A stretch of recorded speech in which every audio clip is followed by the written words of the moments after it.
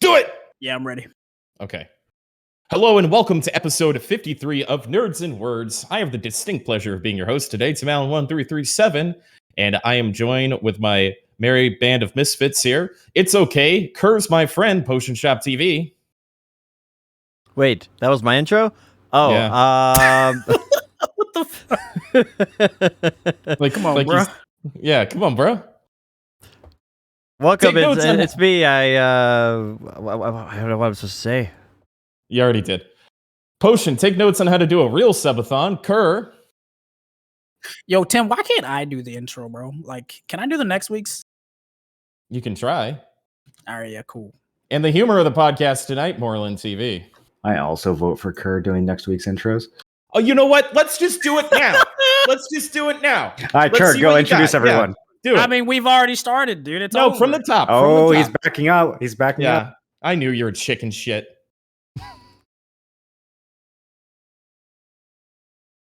All right. So, As always, we have a wonderful podcast. What? You couldn't do what I do. As always, we have a wonderful podcast lined up today. Last week, we actually went over and ran out of time to go over all the things that we wanted to talk about. It's kind of popping in the MMO community. We'll be going through some of our favorite games and then touching on things that are to come and just around the corner. But as we normally like to break some ice and get rolling on topics, we'll start with everybody's week. And I would actually like to go first if I could, because I didn't stream or play any MMOs this week.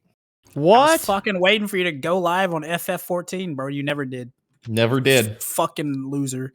Let us down. So what I did this week was prepare my entire life to play as much New World for next week as humanly possible. I ordered hot sauce to eat on stream for a subathon. I have a blow-up mattress in here to sleep on stream. I'm going to beg for money and write my name on people's names on my face. And I'm never going to stop playing New World. I cleaned my garage, my room. I got a sunburn. I got as much family time as I possibly could. I'm ahead on everything in my life for the first time in years of my life. And I've been playing a game called Grim Dawn. Have you guys played Grim Dawn? It's a good game. I've seen it. It's about? super good. It's hard to describe. I guess it's like PoE meets Diablo 2, but offline. I watched Quinn play through part of that. It's actually really good. I like the inventory management and like some of the skills actually feel like herald back to like an earlier era in video games that kind of got lost. And I thought that was just like can be recaptured, but I feel like they did a good job of bridging that gap.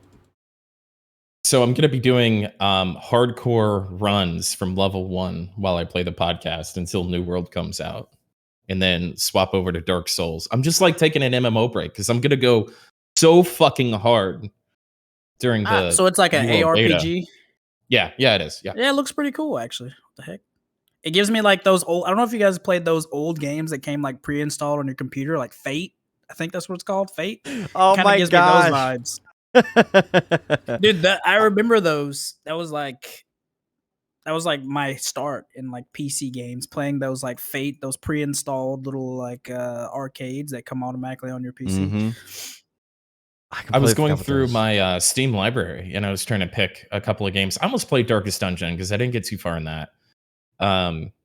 But I picked up Transistor was in there, and that's a terrible game. It's not a terrible game. It's like some indie tell me a story game that I'm not really in the mood for. And then I saw Grim Dawn. I'm like, wait, didn't I love this game and just like somehow forget about it? And yes, that was the case. And I've had a lot of fun. The itemization's super fun. The music's really cool. All that kind of stuff. The graphics are fine. There's DLC to it. I'm pretty sure the Transistor was made by the same people who made Hades. It was like one of their first games. I've tried so many times to get into that game, and I can't. Oh my god. Here we go again, Weirdest dude. takes, dude. I know. Now Hades too? No, not Hades. Here we go Transistor. again, dude.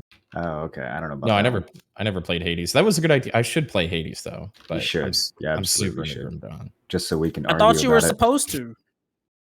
No, I bought Darkest Dungeon instead, and that game's okay. I think you'll hate Darkest Dungeon. I played it for about 5-7 hours, something like that. It was all right. You'll like it for 5-7 hours. If you actually try to beat it, you'll hate it. Yeah, I don't know if I want to beat it. The latter, like the last 20% of that game just takes way too long. It's a grind fest. Yeah, that doesn't sound like something I'm into. Yeah. It's all fun and games until your NPCs start giving away your good shit and absolutely fuck your team, dude. Yeah. So yeah, that I'm proud of myself. I'm in some of the healthiest habits that I've been in for a very long time.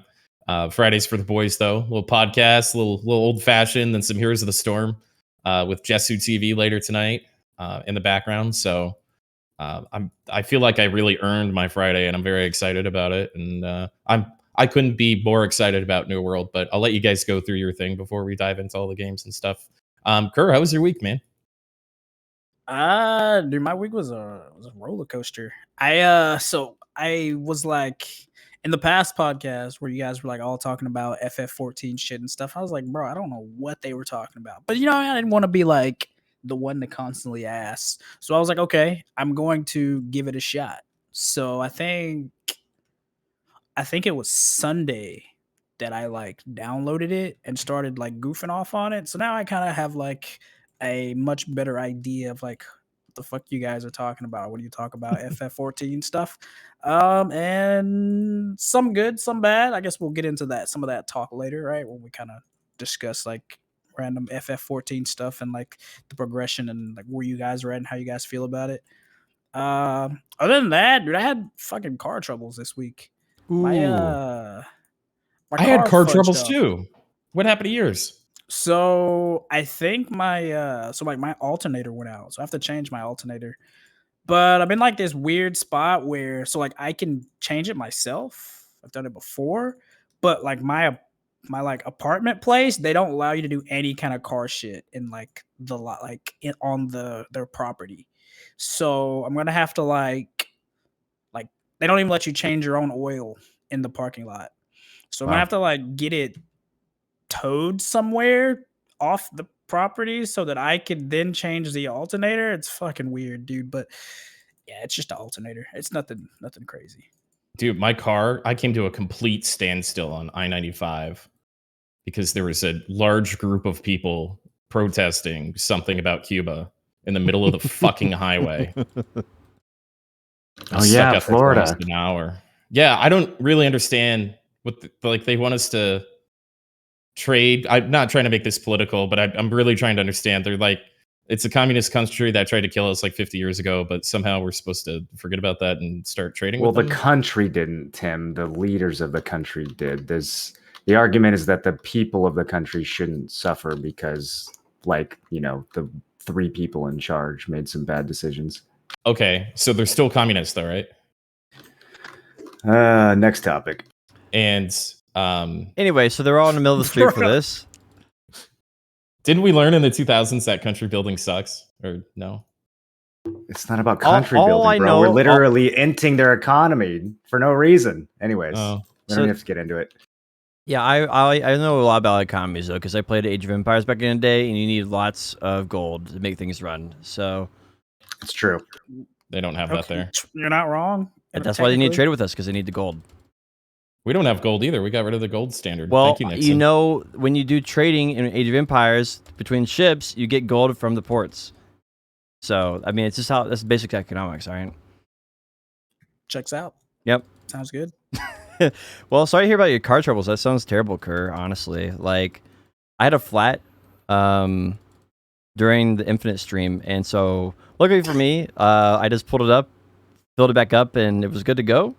So I guess I just had like a small leak or something at the valve pipe that was just, I don't know, but it's fine now. So been lucky on that. But that was sad here. My alternator has been giving low charge for like years now. And so like once a year I have to go get it brought in and have the battery recharge completely because the battery just slowly decharges over a year because the alternator is not powerful enough. Do you miss your not having a muffler? I do, actually. Bruh. I think about you and your V8 rolling down the street pretty often. Just running straight exhaust, loud as shit, bro. Yeah, he got a muffler for Christmas. Yeah, that was my Christmas present. I I don't know. I miss it. What happened is it rusted and it broke off right behind the muffler, and so that's basically the same as not having a muffler at that point. Just about quite enough where you can stand singing in your own car, but loud enough to make everyone else mad. Basically perfect. And so I got a new muffler, and the car runs, I think, a lot better because of it, because this has better exhaust and sounds quiet. But I miss it. I miss it a little bit. Yeah, I mean, it's not worst because it's alternator, and alternators are pretty easy to change. And I mean, I'm pretty mechanically inclined to a decent extent. Is there But nothing you can't do? yeah, there's a lot that I can't do. Anything involving numbers and math, I can't do. But uh, mechanical stuff, not that bad. I used to work for this company called Caterpillar, and like assembling C175 and 3500 series engines. So I've picked up a lot of stuff over the years of like with cars and mechanic based things. But yeah, anything with like math and shit like that, dude, no. As soon as they started adding in letters to the numbers, I dropped off the bus. It's over with. But yeah, that was my week. Moreland, how's your car running? I think I drove my car once in the last week. Cool. I don't remember why. Probably to pick up Chipotle. Oh, you still eat Chipotle? Yeah. It's good Actually, I value. had Chipotle for the first time like 2 weeks ago. It's very good value. But like the flavor, everything tastes the same there. I'm so tired of I was just having this conversation today. That's so funny. I'm like tired of the flavor. Like it's crazy how you're consistently wrong about literally everything, bro. It's actually crazy. I've just eaten so much of it. It's like when I get in the mood for Chipotle and then I have it, I'm like, oh yeah, that's all right. Well, we were talking about on my stream yesterday about autism and eating the same food over and again, so that probably has something to do with it. Yeah, I can eat Chipotle like 5 times a week and not get tired of it for a decade. Easy. I can eat a lot of food. I literally ate nothing but ramen noodles for 7 months, breakfast, lunch, and dinner. Hell yeah. Man, that is because you wanted to or because you were lazy? Well, it was it was like right before COVID happened. And I went through this period of like working 3 jobs because I was convinced that I was going to move out of the country. It was like the year right before COVID hit. So I like basically ate nothing but ramen for like, it was about 7 months and was just like saving, like nickeling and diming. And I was going to move to like, I don't really like completely decide where I was going to live. Cause a lot of it was like I know I wanted to go to somewhere in Europe or Canada, but then I decided against Canada because Canada's like housing market and shit is fucked. And like the process of getting like citizenship. Cause like wherever I wanted to move, you definitely would want to get citizenship. So I kind of like cut Canada off. I kind of had it whittled down to like Germany or Finland or like I forget the other ones. I had like a list of places that I was looking into, but then COVID happened, so that kind of like threw that out the window. Man, so yeah, the more you know. That's awesome. Honestly, are you if like when things settle down a little bit more, are you considering picking it back up and going to another country again? Yeah, I mean, I want to for sure. Like, I still, in the end, want to move to another country, but yeah, I don't know. With like, I've seen a lot of places in Europe are having like a lot of immigration tensions and issues, and then you got like COVID, and then like there's like apparently Europe is having like another strand, like a mutated strand of COVID or some shit. I don't fucking know, dude. So it's probably gonna be a long time, but yeah, I want to move to like Europe or. Have you looked at Iceland? Else. I actually did look into Iceland for a bit. With Iceland, everything is so fucking expensive. It's super expensive, but that's literally the only bad part about Iceland. Everything else is fucking perfect, dude. The place is a paradise. Yeah, it's actually really nice. But like the cost of just everyday things there seem to be really, really expensive. Yeah, but if you get a job there, they pay you enough to afford to live at the place you work. It's like this crazy thing. That is true. Actually, that is true. It's fine. Yeah, Norway is another one of those that I was looking into. Apparently, Norway is really nice. Norway and Sweden. I think Oslo is probably my favorite city I've ever been to. Actually, that's Sweden, right? Or is that Norway? I think so. It's the one on the left. Yeah. But anyways, when I wasn't driving to Chipotle, I've been continuing to play 10, 12 hours of FF14 every day. Yesterday we did an extreme version of one of not easy, but early raids in the game. And we set it to minimum item level. So basically like none of your gear counts and you don't get any of the stuff from later expansions. Like you have to just play it like complete potato mode. And it was super hard. We wiped for a few hours and then finally got the kill. And it was super satisfying to like play with people and have actual progression. There was one or two people who knew how the fight worked, but we just didn't let them talk. And then the rest of us figured out the mechanics on our own. And like, I can tell this is very like early rough content for the game. Everyone's saying like, oh, this is nothing. Wait till you get to XYZ fight.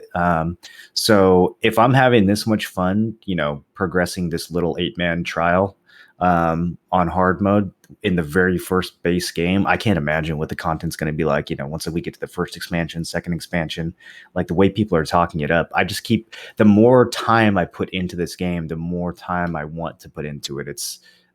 It feels like the opposite of most MMOs that I play. What level have you gone up to yet? I am 52 or 53. I basically stopped leveling once I hit 50. I've been going back and doing all the original level 50 content instead of pushing towards 60. That's probably what I'm going to do too. I got my flying mount and logged off and haven't played an MMO since. Yeah. It's nice taking a break. I've enjoyed it. Dude, Neighborhood showed me the clip where like you guys killed her, but then it still said you failed. Yeah, it was because there's like an artificial timer that they have in order to keep you from, I don't know, AFKing in instances or something. And the timer went off right as we killed her. But it was just like a for fun challenge. There's not actually an achievement or anything that goes with it. So that's funny. That's pretty cool. As long as we see the message where she says, I'm dead, that's good enough for us. So we counted that as a W. Nice. I will definitely say that I enjoyed it much more than expected. Yeah. The game as a whole, for sure. What level are you? I am 33, 32, 33 on my highest. What's been your experience so far, like just getting into it? So I took it like really, really like over the top casual. Like I think when I first hopped on it, in my first couple hours, I absolutely fucking hated it because at first it felt like I didn't know that there was a massive like stark difference between the EXP you got from main quest and the EXP you got from side quest. So I was like level 10 or something, and I think I did side quests for like 6 or 7 hours. Oh no. And I literally gained like 3 levels in like 6 or 7 hours, and the entire time I wasn't like killing anything. I was just walking around. Like it was like a walking simulator, and it was like, okay, well, I'm gonna push because apparently it gets better. Well, at the end of that 7 hours, I was like, let me message Moreland on Discord. Like, how do I tell what's a main quest and what's a side quest? Well, then, like, once I figured out what a main quest was, and I was like, oh shit, like literally in 1 hour of doing main quests, I got like 10 levels as compared to like 7 hours of side quests for 3 levels. Oh my god. So wow. That improved it a lot. Big time.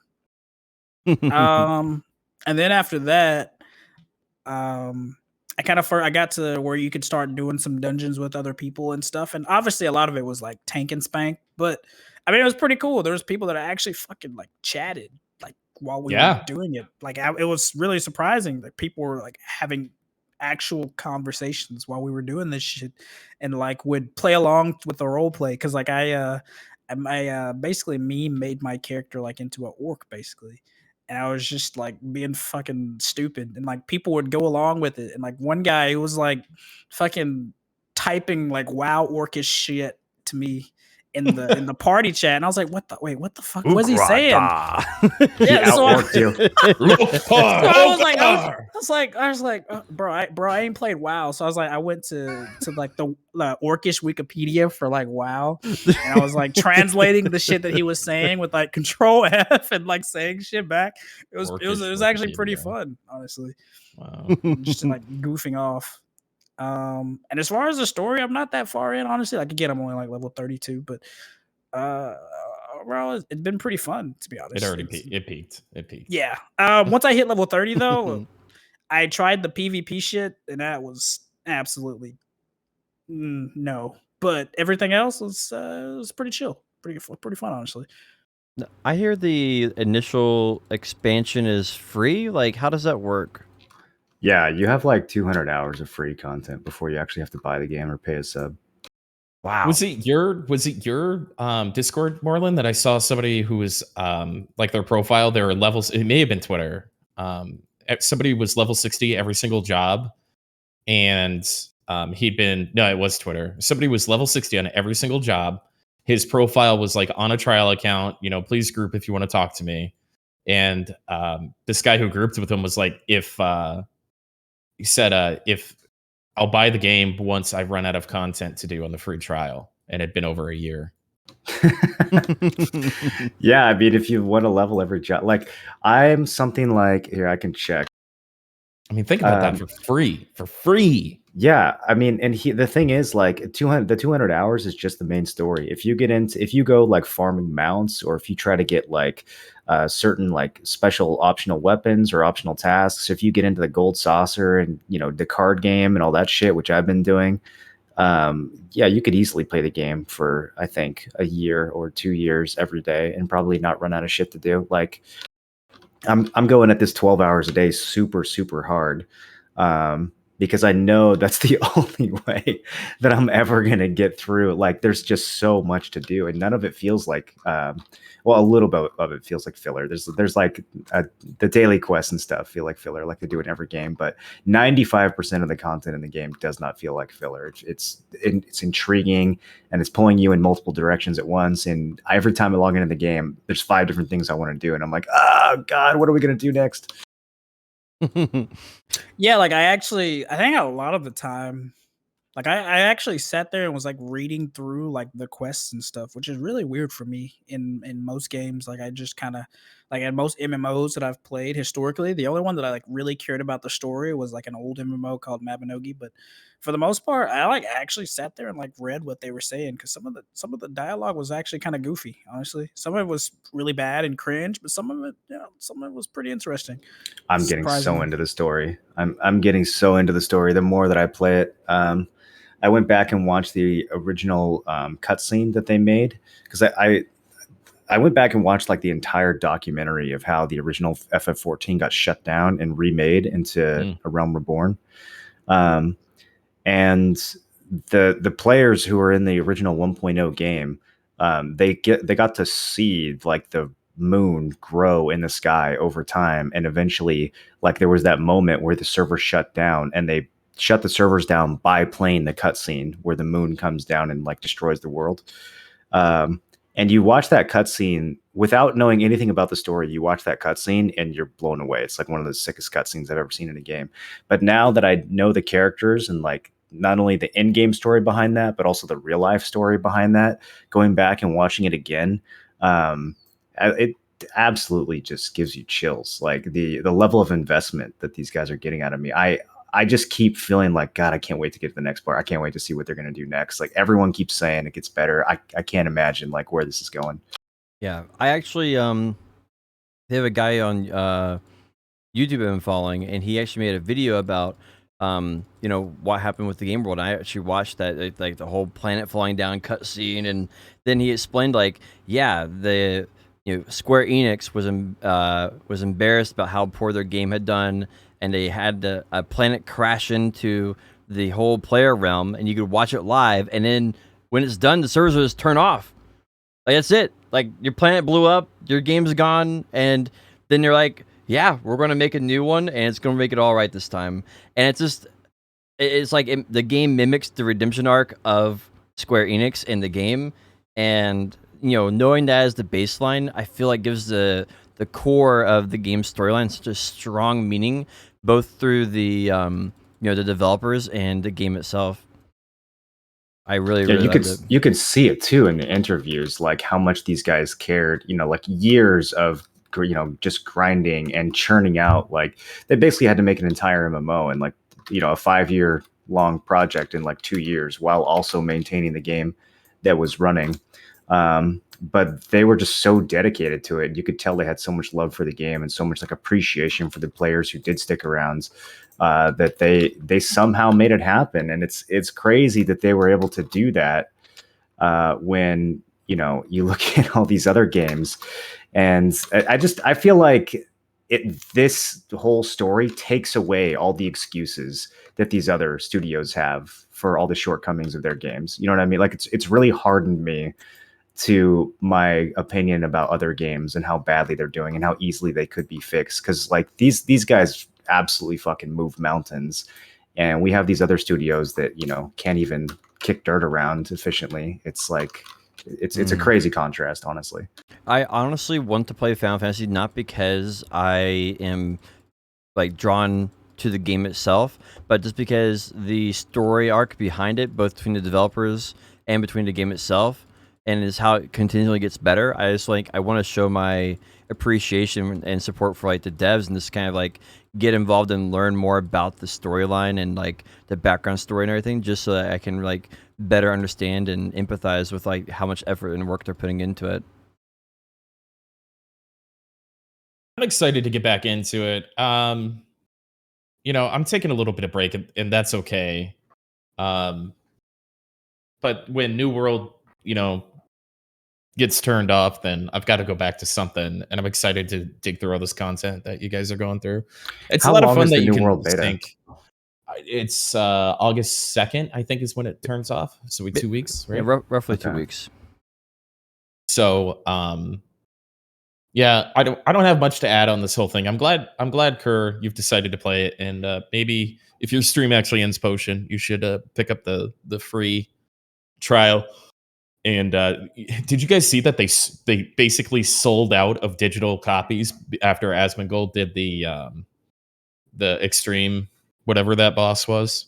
Yeah.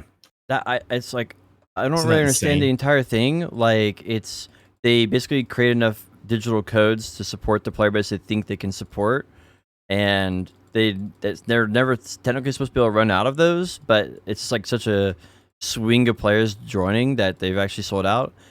Is it still sold out? Does anyone know? I hear it's still sold they out. fixed. No, it came back that morning. Okay. Yeah, they're definitely having issues with like server capacity and stuff, though. There's more people playing the game than there ever has been, so they're gonna have to figure out what they want to do about that, because it's only gonna get bigger when the expansion comes out.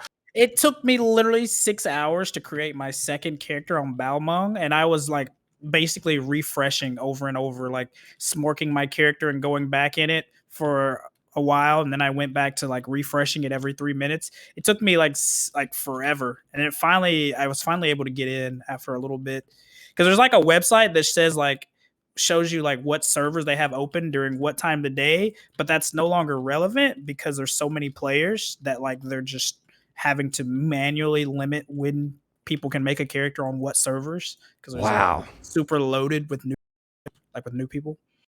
That's crazy. So cool. And what's funny to me about this whole thing, right, is that the game's been around for literally ever. And it just needed like an inch more exposure than it had in its like current state, instead of everybody just like blowing it off.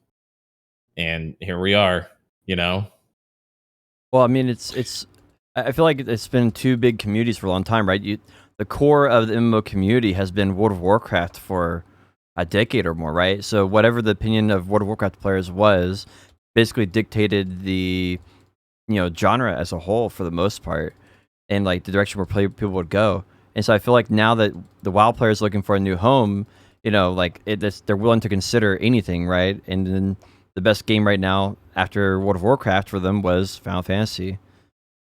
So what happened to like spur people away from WoW? Because like I don't know Asmongold. Asmongold or Yeah. any of that. Like what happened? There was a podcast with Asmon, Rich, and Zepla, who is a Final Fantasy player, where she talked about, playing WoW for years and being in love with that game, and how, she slowly got fed up with all of Blizzard's BS, and what it was like for her trying Final Fantasy the first time. And they just went into it and had, an honest conversation about it. And I think her, her talk with Asmon that's what converted me, and that's what got me to try it. Because before I saw that podcast, FF14 was kind of this like, okay, a lot of people are playing it. It seems like it might be a good theme park. I've heard the end game rating is good, but the early game sucks. Like that was kind of the consensus that I always heard repeated over and over again. And I wasn't really like excited to play it. It was one of those things where it was like, okay, maybe I could play this if I have nothing else to do. But I wasn't really in a hurry to play it. When I saw that podcast and I heard them discuss it in depth, I was like, okay, I'm going to download this right now and see what all the fuss is about. And I think once Asmon started streaming it too, but even before Asmon started streaming it on July 3rd, and even before that, for a couple weeks, there was a major uptick in the game. I think people were just seeing these videos on YouTube and seeing these conversations and kind of simultaneously getting tired of not just WoW, but other MMOs that have been out for years that don't really seem to be going anywhere. And it's just kind of all hitting at once. There was some WoW streamer who got into the Big Black Chocobo promotion as well. That may have had something to do with it too. I don't think she was super large. I think she was, like 1,000 average viewer thing, but she's like 5,000 average now. Not super large.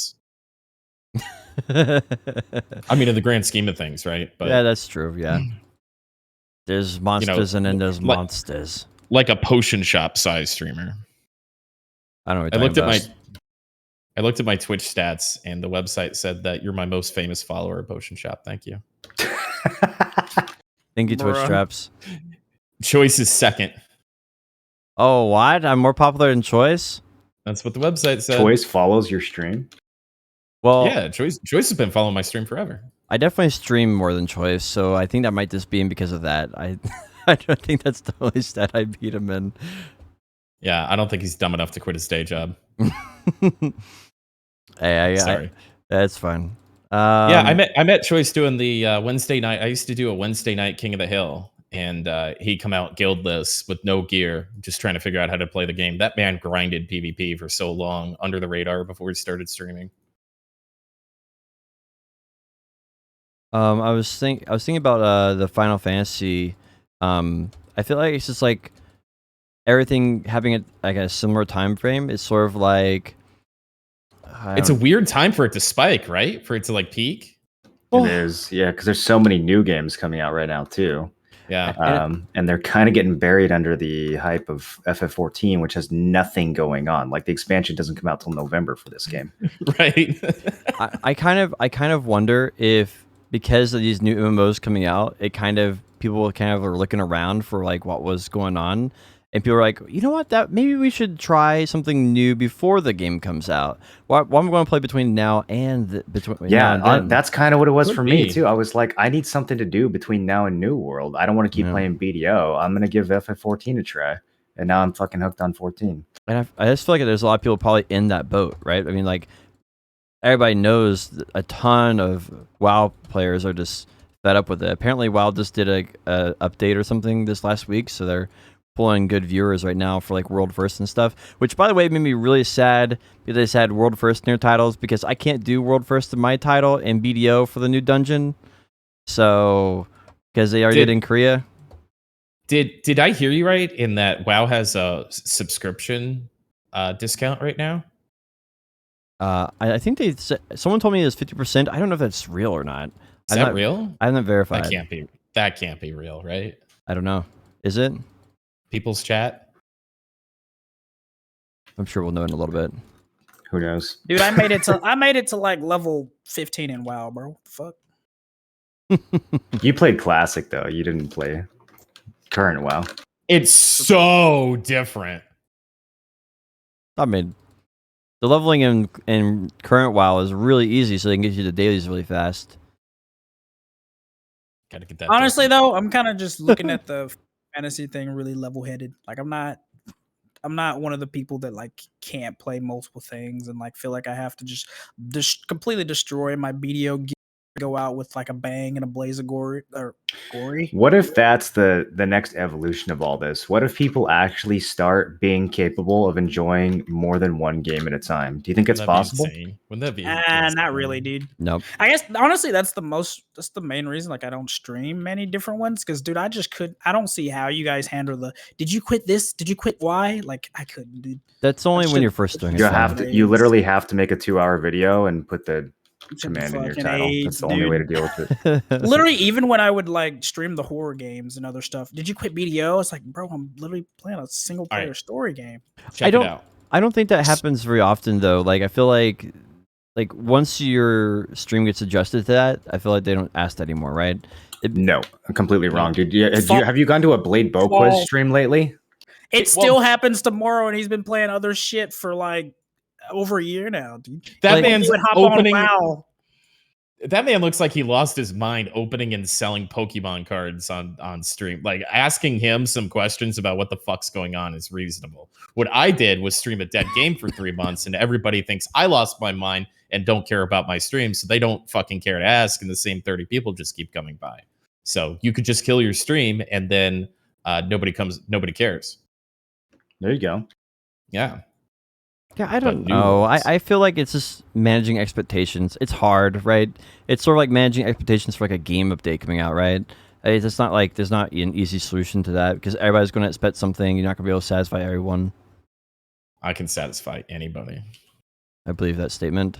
It's also harder, like in the MMO genre as well, though, to like branch and play because like a lot of them don't translate well to each other, right? It's not like you're playing MOBAs or like shooters where there's a lot of parallel between different ones. True.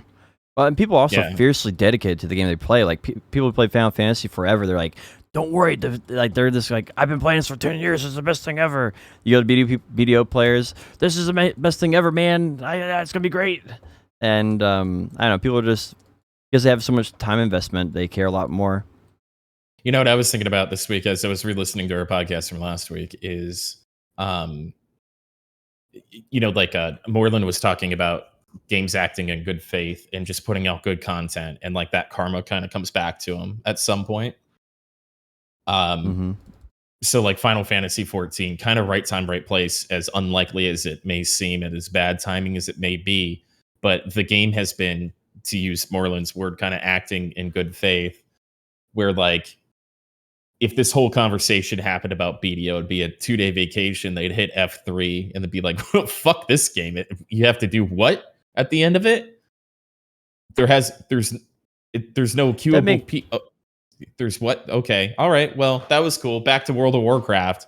Like Final Fantasy 14 is like this complete, really nice, unapologetic theme park MMO that's kind of like in therapy, kind of constantly working on itself ever since A Realm Reborn came out. And it's just kind of always been staged for this and ready for this kind of like surge of popularity. Yeah, but at the same time, though, I'm not one of those people with the rose-tinted glasses that's going to be like, oh, shit, Final Fantasy's perfect. This game's fucking amazing. Sure. Shit, delete. I don't think anybody's saying that. I know, but I'm just saying. Like, I keep everything there is a lot grounded. of that. No, there's definitely a lot of that. Some of the FF14 fan base, about 10% of them, like a substantial portion of the FF14 fan base, cannot handle the tiniest critique of their game.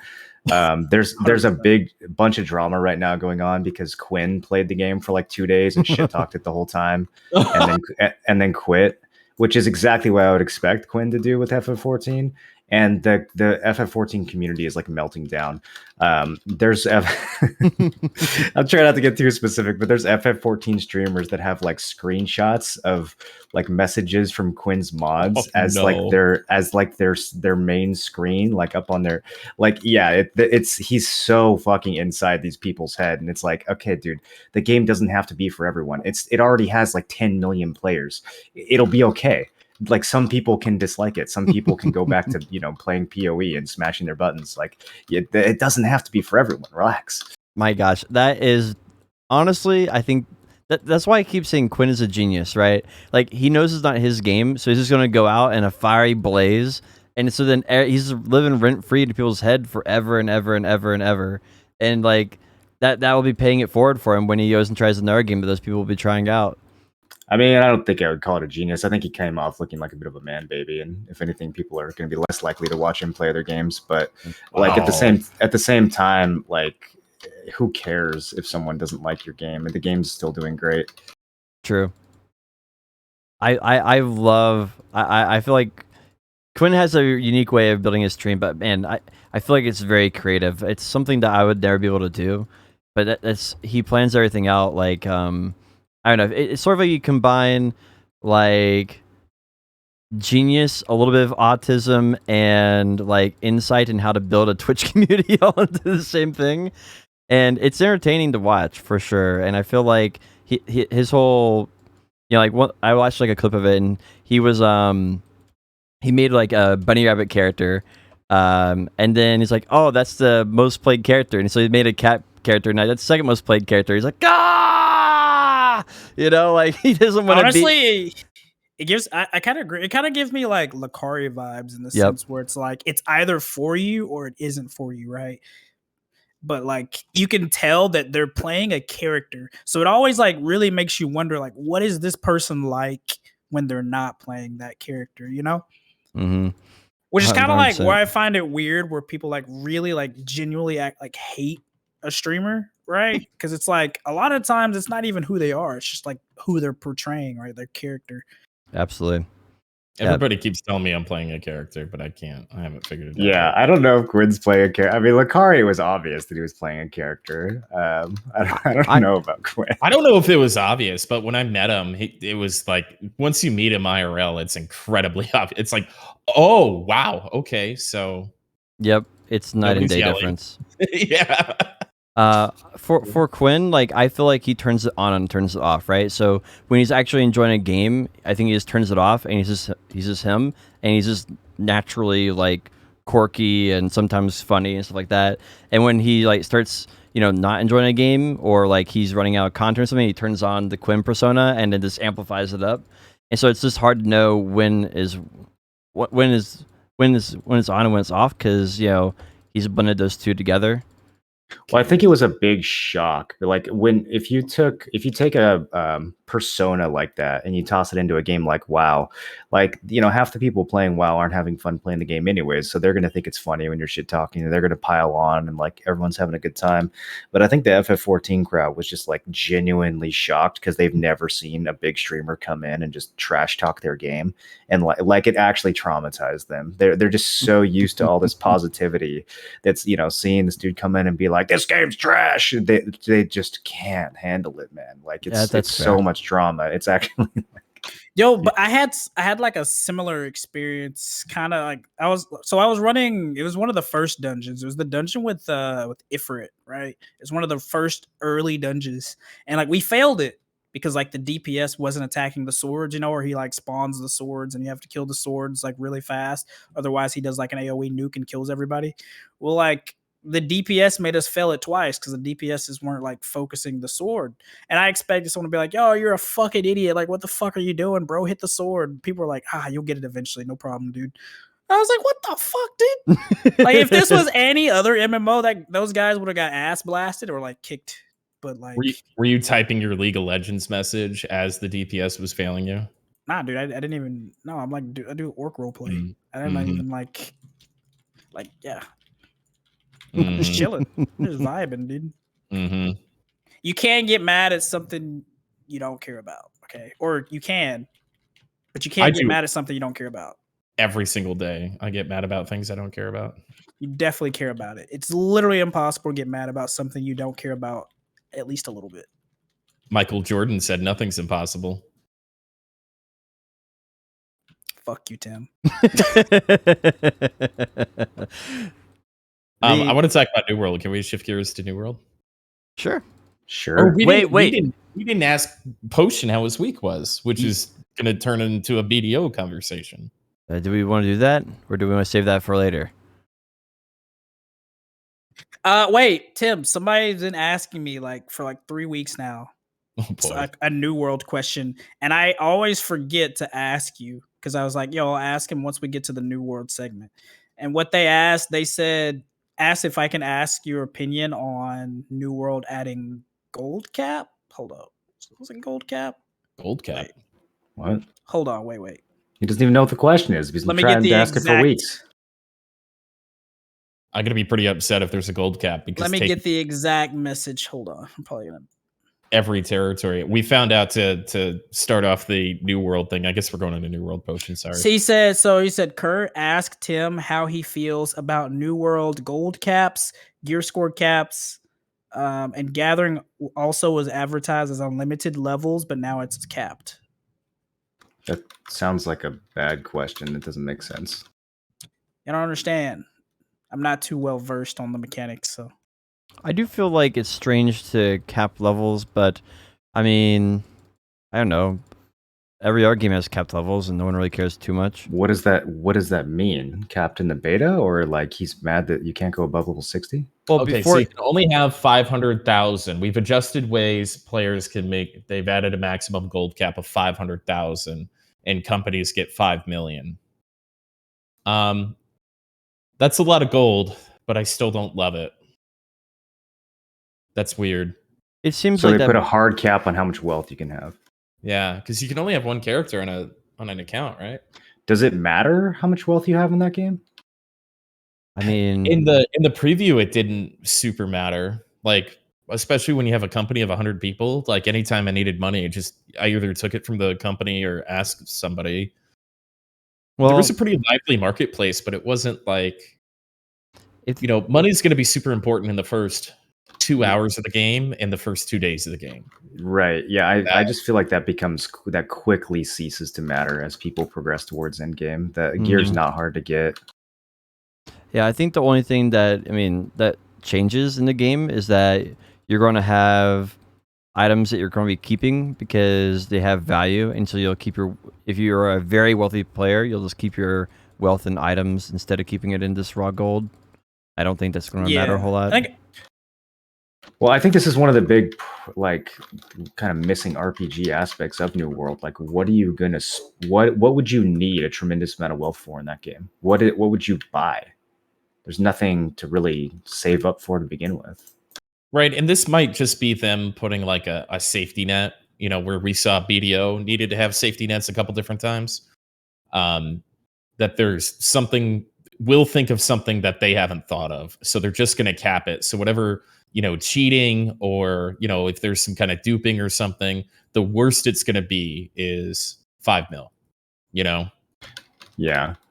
I could think see at the that, or very it could least- be like them also prepping for new content releases where the economy is going to matter, and they don't want people to have massive amounts of wealth to trivialize that.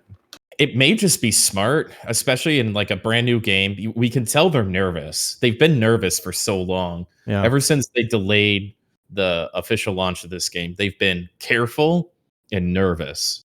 And Yep. so to answer the question directly about the gold cap, now that I'm thinking about it, I think it's okay. I don't think it's going to affect anything, especially with how the game plays. It focuses more on gathering and grinding than it really does like economy at this point, or at the point that we played last year. So we'll see how it all plays out. Yeah. I think they're working really hard on it. So Within- that may be an interesting, like foresight. We go, wow, imagine if they didn't cap wealth. You know what I mean? For any game that It feels like a bad solution, though. It feels like you're not capping wealth; you're capping currency. You can still accumulate massive amounts of wealth. You just can't hold it in the form of currency. So it's really not an effective cap of wealth. It's just, I don't know. It feels like one of those kind of like, well, there's still Band-Aid, I'm pretending like we're doing something fixes. it might turn into like a Diablo 2 economy with like SOJs and stuff, because you have a certain amount of weight and inventory slots that you can keep. I think storage there wasn't weight in storage. Yeah, there wasn't weight in storage, I don't believe. Okay. Or But if there there was was, it was like box. some tremendous amount, and you just hold jewels or something, right? That doesn't weigh anything. Yeah, I'm so bad at but you're right. It may turn it into like a commodity market, or hold a bunch of really high value things. It's sort of a problem with any game that doesn't have unlimited progression, like BDO, right? You're going to end up getting, hard cap gear, and then when you get hard cap gear, then everything else becomes access and waste. and it turns into advantages for future updates in the game. So they do need to consider how they want people to spend excess wealth, whether it be working towards a castle or working towards like some cosmetic gear that costs crazy amounts of silver or something. I don't know, but they do need to have an outlet for that liquid silver that people at their super end game have.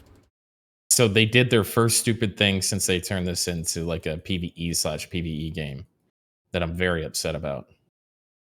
Wait, are we talking about the same thing? A new topic? New topic. Oh, what did it do? Central servers for closed beta. West Coast, baby, let's go. I think we're gonna have to rock, paper, scissors over it. Are we though? Yeah, I think we are. How about you take the East Coasters and I'll take the West Coasters, and we'll see who has more people. Yeah. I don't know why more companies don't do central servers. Like I don't know. It feels really weird that we still have. Do we think this is just for beta? Do we think they're going to change it? I don't know. How loud can we scream? I don't care that much. I always play on West Coast servers because the world revolves around me. Yeah, fuck you. Honestly, fuck you. Yeah, I mean, this is how it is. How much you guys paying for rent over there? Exactly. I'm paying $2,000 a month to live in a box. I should get the servers. Do I need to remind you that I can actually go and like run my water and let it run unlimitedly and I won't get fined or have anything happen? Like my water's not limited. Oh my god, you have what like does that even mean? Salination. You have well water. No, it's just like on the West Coast. If you run your water too long, in some places they start fining you if you go over a certain amount of water. I pay for you know. You live in Cali. How do you not know that, Morley? Bro, that's for people who have like their sprinklers running 24/7. That's not like it's not like because you took a long shower or some shit. The fucking expanse. That would never affect me in a million years. I don't. Yeah. There's not a whole lot of body to wash. I don't own that much property.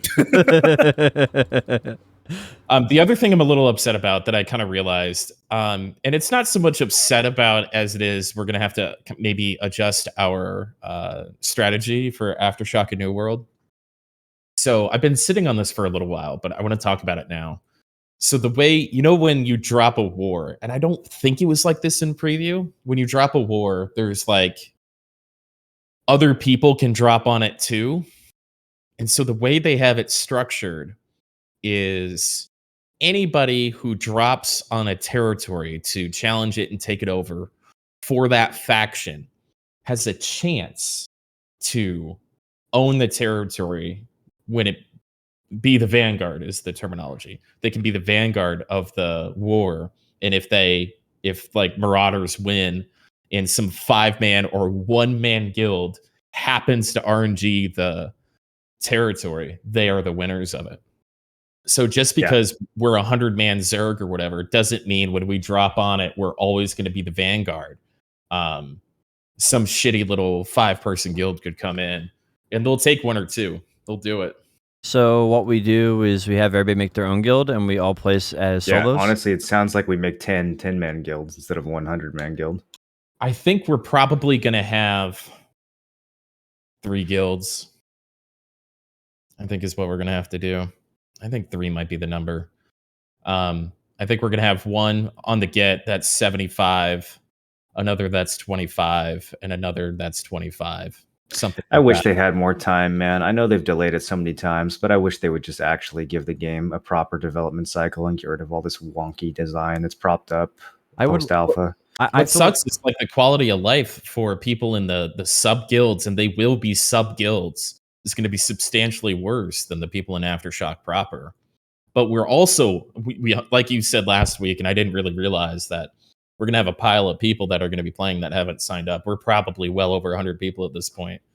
So we can, have 100-man at 25. Well, yeah, I mean, then people in the game are going to want to join too. We're going to have 200 people. So, yeah, I mean, it's going to get to that point. So we're probably going to have 2 guilds day 1 and then bring in a 3rd pretty quickly. And trying to figure out the logistics of that is going to be absolutely insane. I'm going to need some fucking help with that. Trying to figure out people who can guild lead. We should have Fresh be the guild leader of the smallest guild. Can we not? Yo, I vote Smash to be a guild leader. Him and Utters, they can run one guild. No, Utters has no Definitely not Utters. I'm down for Smash though. Utters runs the bots, and that's it. Yeah, I don't think we should even allow Utters to speak when we're playing that game. I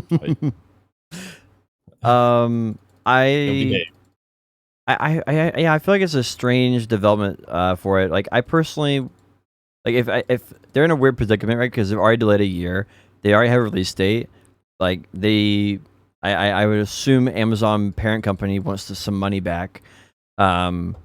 So I feel like if they're in the position they are, they should just release it, but at least as an open beta that you have to pay for, and then basically with that excuse, you can say we're going to do another year of development on it. This is our plan, and then actually have a nice proper release again the following year with everything set up the way they would like it and envision for it. Well, yeah, they're not going to do it right though. I mean, again, like we keep harping on this, but fundamentally, I feel like this is what comes back to the difference between 14 and all these other games. Like at the end of the day, earning the trust of the players, making the game properly, saving the reputation of the company is not the main goal here. The goal here is to salvage something, you know, and like they're just not putting in the right amount of work or effort to make this. This could be the thing that launches Amazon as like the next big MMO company, but they're just not going to do the work to do that. I think at this point there's no chance that they push it back again. It's way too close. I think there's no way Amazon gives a fuck about their reputation. Like actually. Somebody at Amazon does. The problem is it's always competing forces, right? Like it's never just one monolithic thing. You have factions within the company that are in column A and you have factions that are in column B. And with Amazon Studios, it's clear that the faction that's all about watering the game down and salvaging it and getting it out, you know, in whatever state they need to get it out is the one that's beating the faction who wants to actually take the time and spend the money. Like they just can't get whatever resources they need to do that. Yeah. Have you seen the lead game developer? Have you like seen his physical appearance? Bear with me. Oh shit. Does he look weathered? Oh shit. He's probably 55 to 60 years old. Does he look like George Washington?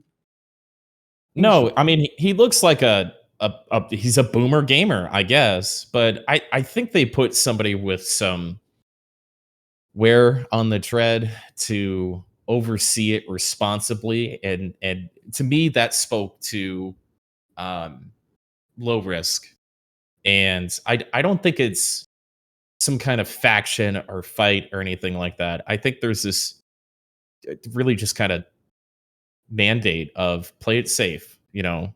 I think they're working. I think they're working really fucking hard, but I think they're playing it safe. And that's exactly what it is. It's no risk, play it safe. That's you nailed it. That's exactly what this game feels like. Broken clocks right twice a day.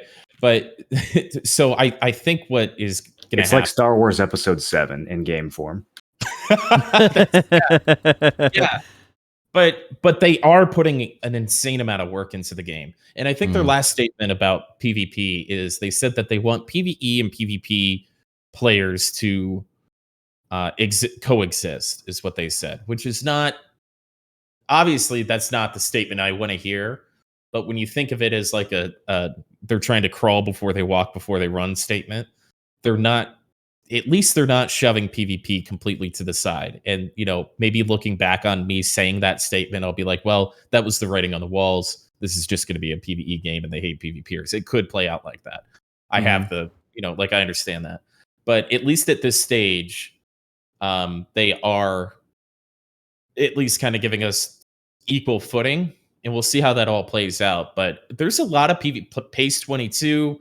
There was a couple other guys that I've seen on Twitter that are like, I know Jonah's going to play it. Like, there's a couple of pretty large, like, well-known PvPers that are going to get out here and be on Twitch. I assume Twitch is important to Amazon, and they'll have some sort of, you know, big connection and all that kind of stuff. So, you know, hopefully there's enough PvPers that stick it out and have fun with the game to show them that, you know, the basis of which they made this game is real, and they should, you know, give us our EXP boost or incentives to flag up and stuff back. But I'm not happy about the company thing. That's, you know, there should be at least a minimum on how many guild members. You shouldn't be able to go in with a one person company and fuck something up. But that's also kind of, I'm looking at that silver lines.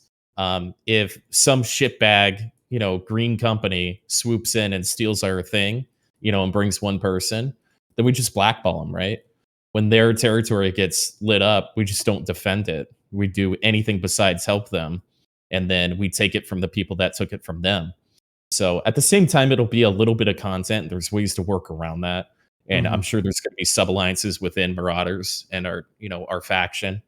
And I'm already planning on being corralling all those people together. So it'll be an interesting time. But I'm disappointed that they allowed one person to be able to take a territory. If you look at the big picture for Amazon, they've had 3 L's as far as game releases, and I feel like they just want anything that's a W, right? Even if it's only an average W, that might be where they're coming from, and that might be why the faction of play it safe is winning. I think they're on track with that. I think they're going to have a underwhelming, successful MMO. I think what'll be really interesting is the actual launch of the closed beta and how long it takes to get logged in. The actual logistics of it, I think will be pretty telling. If they have a beyond successful, if I'm on before 3 p.m. Eastern, right, 2.5 hours after those servers launch, I'm going to call that a fucking phenomenal success. Were you talking about John Smedley when you said the guy who's in charge?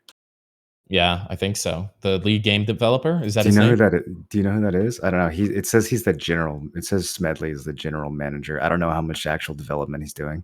I think he's probably just more handling the business side. He's But I'm like very curious. He's like the title came up was lead game designer was his title on the video that I saw. Okay, no, that wouldn't be Smedley then. No. Okay. The person that I was in charge on the what I heard is he used to be like an ex-WoW developer, worked on Rift, and then maybe before that it was one of the super old school MMOs. But that was kind of the rough synopsis I heard about him. And I've never seen a game developer's portfolio matter. Have you guys ever seen it matter?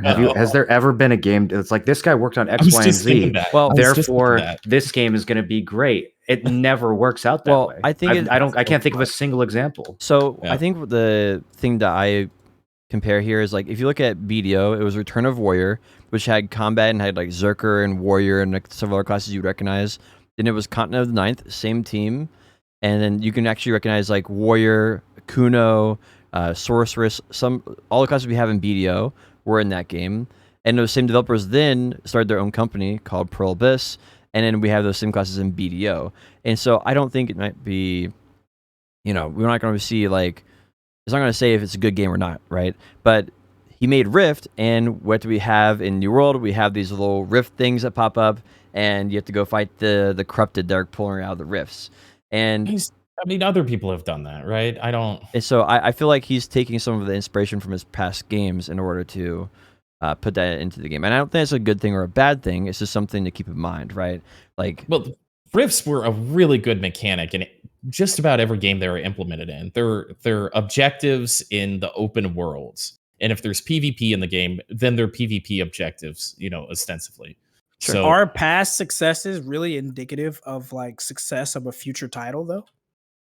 Yeah, I don't feel like I've ever heard of an example of that happening. At least not with MMOs. Yeah. I think with single player games, when FromSoft makes a new game, I know that game's going to be fucking phenomenal. But when it comes to MMOs, I feel like it's such a fucking revolving door of 100 different people. No one person has really any way to ensure with any level of confidence that they're going to actually be able to bring their talents and manifest those in a new game. Even if they are talented, I feel like they just get crushed by the machine of whatever studio they're in. Yeah, I think it's fair for sure. Especially for MMOs, yeah. Yep, and you can see that in this how even New World has a lot of company policies that seem to be coming from Amazon, right? I guess. I don't know. I'm trying not to get all dug into the company policy and all that kind of stuff, and whose pedigrees from where and where they brought what from and stuff like that.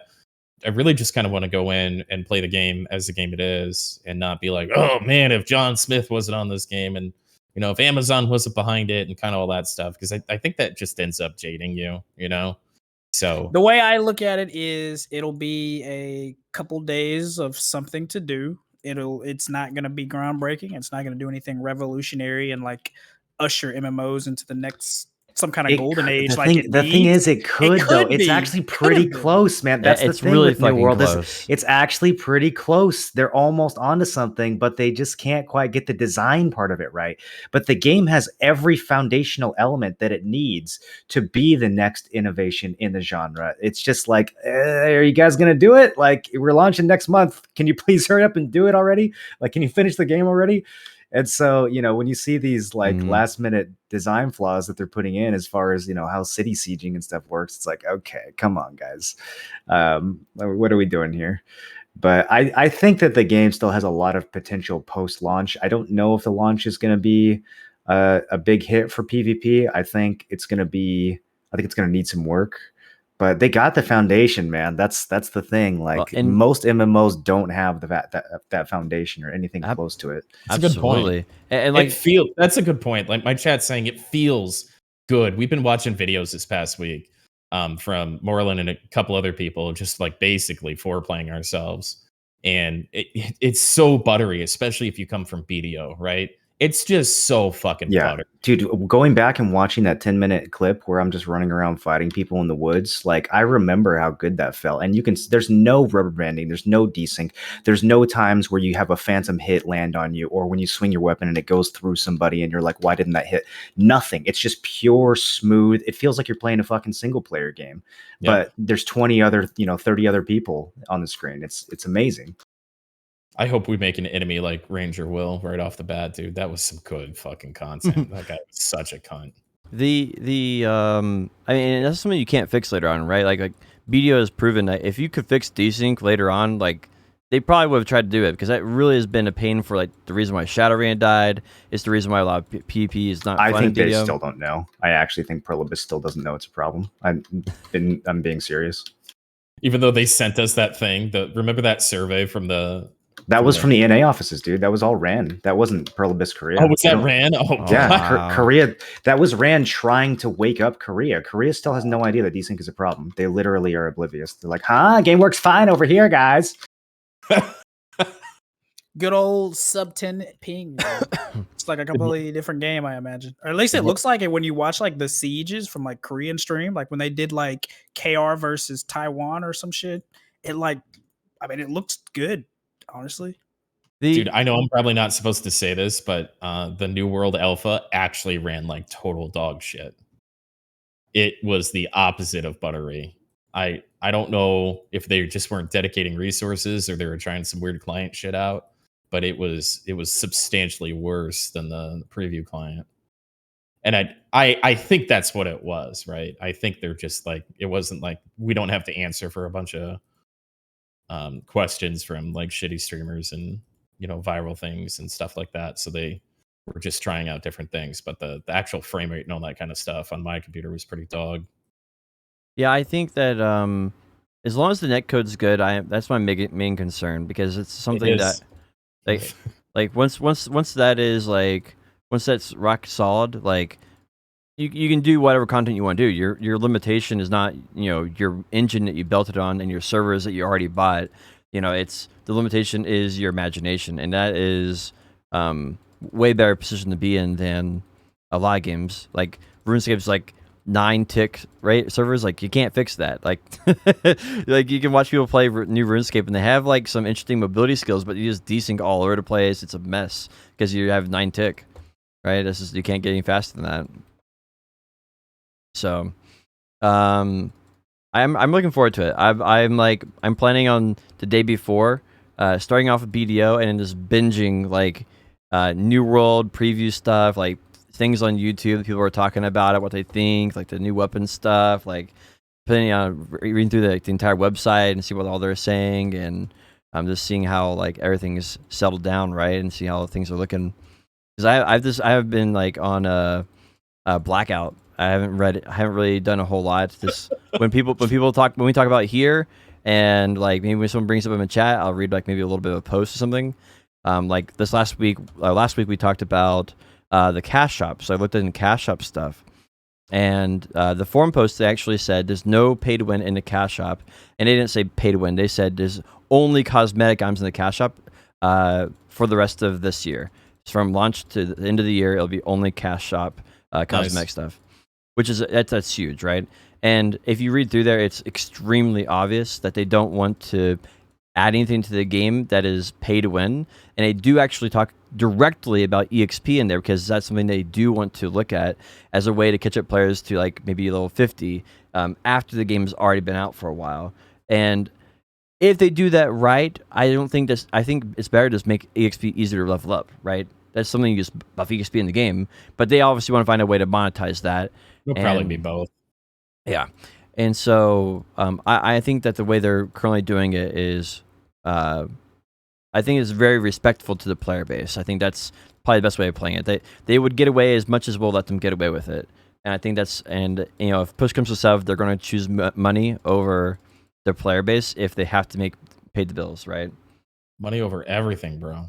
So, do you know if they changed like the leveling process? Because I remember you guys, like I was watching you and Moral and them play it. Like during what you guys were doing, you guys were like spamming those missions that you would like get from the board in a town, and then you would just like do them over and over. Is that still the way to like level?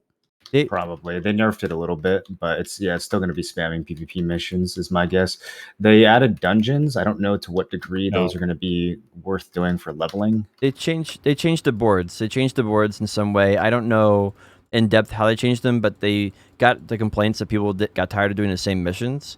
So they've changed that in some fundamental way. So I don't know if it's like 3 options now or 20 options, or they changed it entirely. But we'll see. Remember we used to like sit there and wait because we got a bad 10-minute cooldown on our missions. We have to reset because some of the missions were really good and some of them were just a complete waste of time. Yep. They nerfed those, and so they're not they also nerfed the cavern that you were talking about, Kerr, that Sir Medieval showed us, or whoever that was, that YouTuber. And so they nerfed both of those things, and they made the leveling process way longer. Wait, did they nerf top right corner? Yeah, I think they nerfed top right corner. Boo. It wasn't much, but a little bit. So I think the leveling process is going to be, markedly different this time. I think that's the thing I'm most nervous about. But it's a closed beta, and there's going to be a wipe, so we'll be able to learn. One thing. So is it still like consensual PvP? Like, let's say you're out doing those missions with the boys, and there is no non-consensual PvP in the entire game. They have removed we readied Potion Shop's PvP weapon today in his stream. Oh yeah, wait, what is that? Your microphone. Oh yeah, we've been practicing with this. It's still a work in progress. You gonna do it? Oh, that's a little loud. Oh god. Oh yeah, how's that sound? Is that pretty good? Do we have to? Yes, it's this is what my new voice will be. It'll be amazing. I told you you was gonna hate it. I'm going to be making a different guild in New World to kill Aftershock. I will post a new link to a new Discords later on. So you're telling me it's like it's literally just like KS Wars for mobs then, if you can't flag? Just like every other theme park game. It's PvE griefing. So it's POIP war is what it's going to be. I don't know how long I'm going to make it, boys. I've heard some rumors that the end game will have you'll have to flag up to do the objective. So if you choose to do the objective at end game, then you're auto flagged for PvP. I don't know the exact way that is something that is absolutely fucking mandatory. If they cannot at least figure that out, then I think the game is doomed. The fact that you could go to end game level 60 contents and just PvE Jack from other factions who owned those areas was absurd to me. Like, come on, dude. Force PvP. I get it if you don't want level 10s getting ganked, but force PvP at endgame. Absolutely. Or else what the fuck are we going to be doing? Yep. And honestly, like, that's the whole reason they have to get large scale right, because that is the entire reason why you level up and gear up. You're not going to do it for raids. There's not one, right? They have expeditions. Those are be okay, but that's not the reason you're playing it. They'll add raids. They're working on it. Yeah, I'm sure. Well, the territory wars are fucking amazing. Yeah. They're so good. That's like the entire reason you do it, right? Like that's the like you gotta think like what market in MMO space is currently available to be taken, right? Large scale PvP. They're set up to do large scale PvP. Like Very well, yeah. Like BDO doesn't do it very well. Lost Ark won't have it. Elyon will no one will care, like at all. Like it's a wide open market. If they can nail large scale PvP, they will have a dedicated player base for years to come. Until maybe Ashes. What was the last game with good large scale PvP? Maybe Arcade. Darkfall. I don't know. Yeah, maybe. I don't know.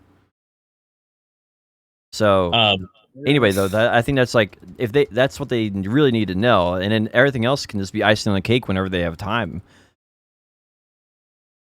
So if I could do a quick little self-promotion, since I've been working so hard on all this, I'm going to be doing my first ever subathon.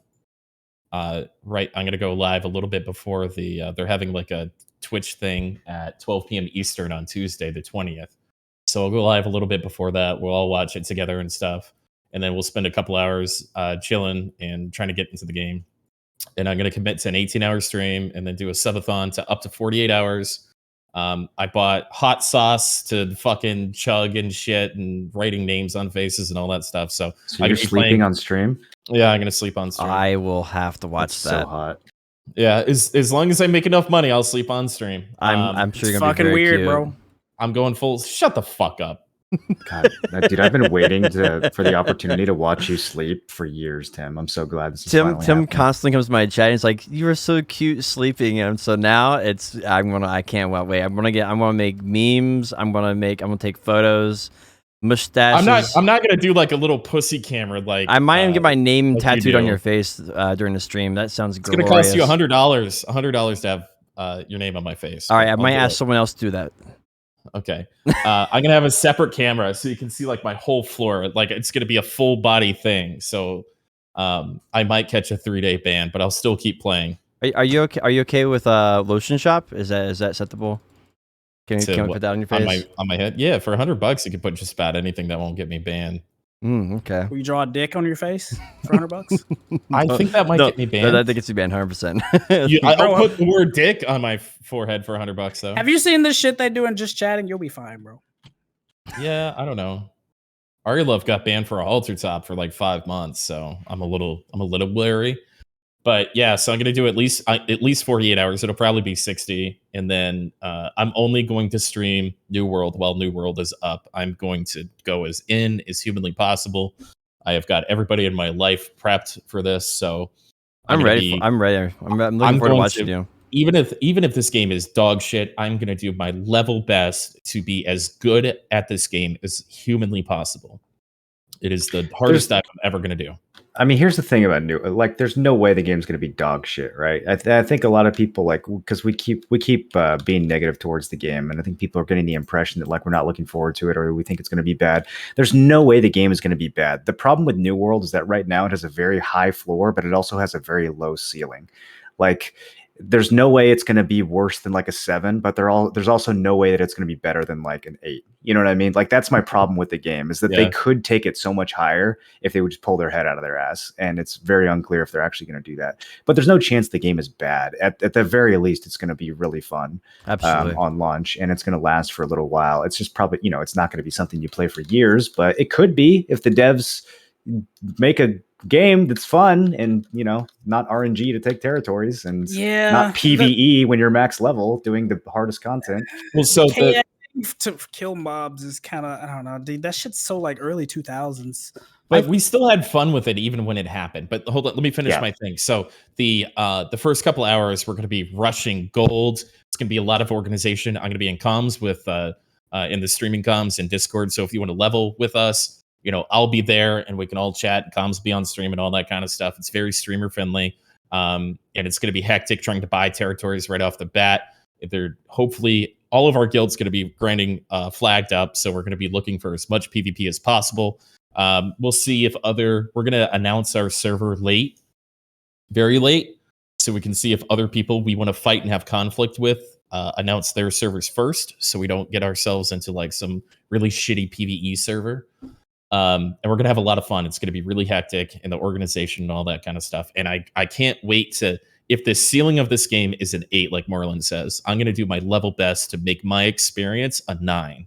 You know, and just make the most out of this game, out of this launch, and then replicate it live again. I've never been more excited for a game. And it's so funny because I know it's going to be mediocre, but there's these little nuggets in this game that make it just right up my fucking alley. So I'm in, man. I'm so in. I'm really There's nothing against playing the game just to play the game, right? Like, No, you don't have to. It doesn't have to be the most amazing thing ever. Absolutely, and I feel like for me, I like the immersive world, right? Like I like Destiny a lot because it has this crazy immersive world, a great lore, great background, and then that's what really gets me into an MMO. Like BDO does that really well, and I feel like New World's also going to do that really well with an open world environment and trading between different cities. I feel like a lot of stuff is what kind of draws me in, and that gives me a good reason to. Makes me feel like my time in the game is valuable, right? And if it's missing those elements, like, for example, Lost Ark won't have that, right? It's not going to give me that immersive feeling. Like, I find it a lot harder to sink like thousands of hours into the game. It might find it a lot more difficult. Bro, you get to. I don't know if you can turn the UI off, but I watch your stream every morning when I wake up with my son every morning, and I turn your stream on because you rarely curse, and it's fun to catch up with you. But you were right this morning, man. You get to turn your UI off and just gather until your heart's content. You can just supply everybody with all the fucking materials, dude. You could be the material man. Yep. Never turn that shit off. Just run. I'm looking forward to it. They have a cap at levels, so I guess the goal once the game's live, is to 80, right? get everything hard capped. Wait. It's the 80 is the level cap for life skilling? Yeah, but we have no context for like how long that's actually going to take. Oh, that's true. I got like 150 or something wood cutting on the 2-day preview. They made everything way longer. We had a very accelerated experience on the preview. That makes sense. Wait, you had 150 in the preview, and now they're capping it at 80? They must have scaled the levels differently because you couldn't get some. Are of the they not trees. going to let you craft in-game gear right away or something? Are they trying to stagger it? So the in-game gear is going to be like the real in-game is going to be finding patterns. So I assume that like the boys will go out to the rifts and get a rare drop. That'll be easy. Get a rare drop thing. We hand it over to a crafter supplied by Potion Shop, and then we hand it out to the highest performing and the most attending PvPer. Sure. Is how I assume all that'll work out. And so it'll be like, this whole thing. We've got to farm the mat, or Potion's got to get the mats. He's got to funnel it to somebody who's there clicking all the crafting shit, and then we give it to the best PvPer and then roll it down, as we loot multiples of them. So I'm excited for that. I think that's decent, like whatever you want to teamwork. The word. You get to do what you want to do. We need a little bit of everything, we need a little bit of everything. We don't just need hardcore PvPers. Like the application Aftershock says, be one of the best. You could be one of the best gatherers. You could be one of the best crafters. You can just show up all the time. You can be a part of the community. There's so many different ways to be one of the best. That's not just kill everybody you see. But I am gonna do a rapier with a musket. So I'm gonna go full I saw engine. one of the weapons on the 20v20 game mode thing. It's a spear, and one of the abilities is you can put your spear in the ground and plant your feet in someone's face, bro. I was like, ah! And then you plant it into, and then like your feet just go out vertically and just go and just punch somebody in the face with your feet. It's great. So I thought that was a pretty fucking cool skill. On the new, I guess the spear's a new weapon. I don't remember seeing that in the original game. Yeah, there's several new weapons that weren't in the preview. Yeah.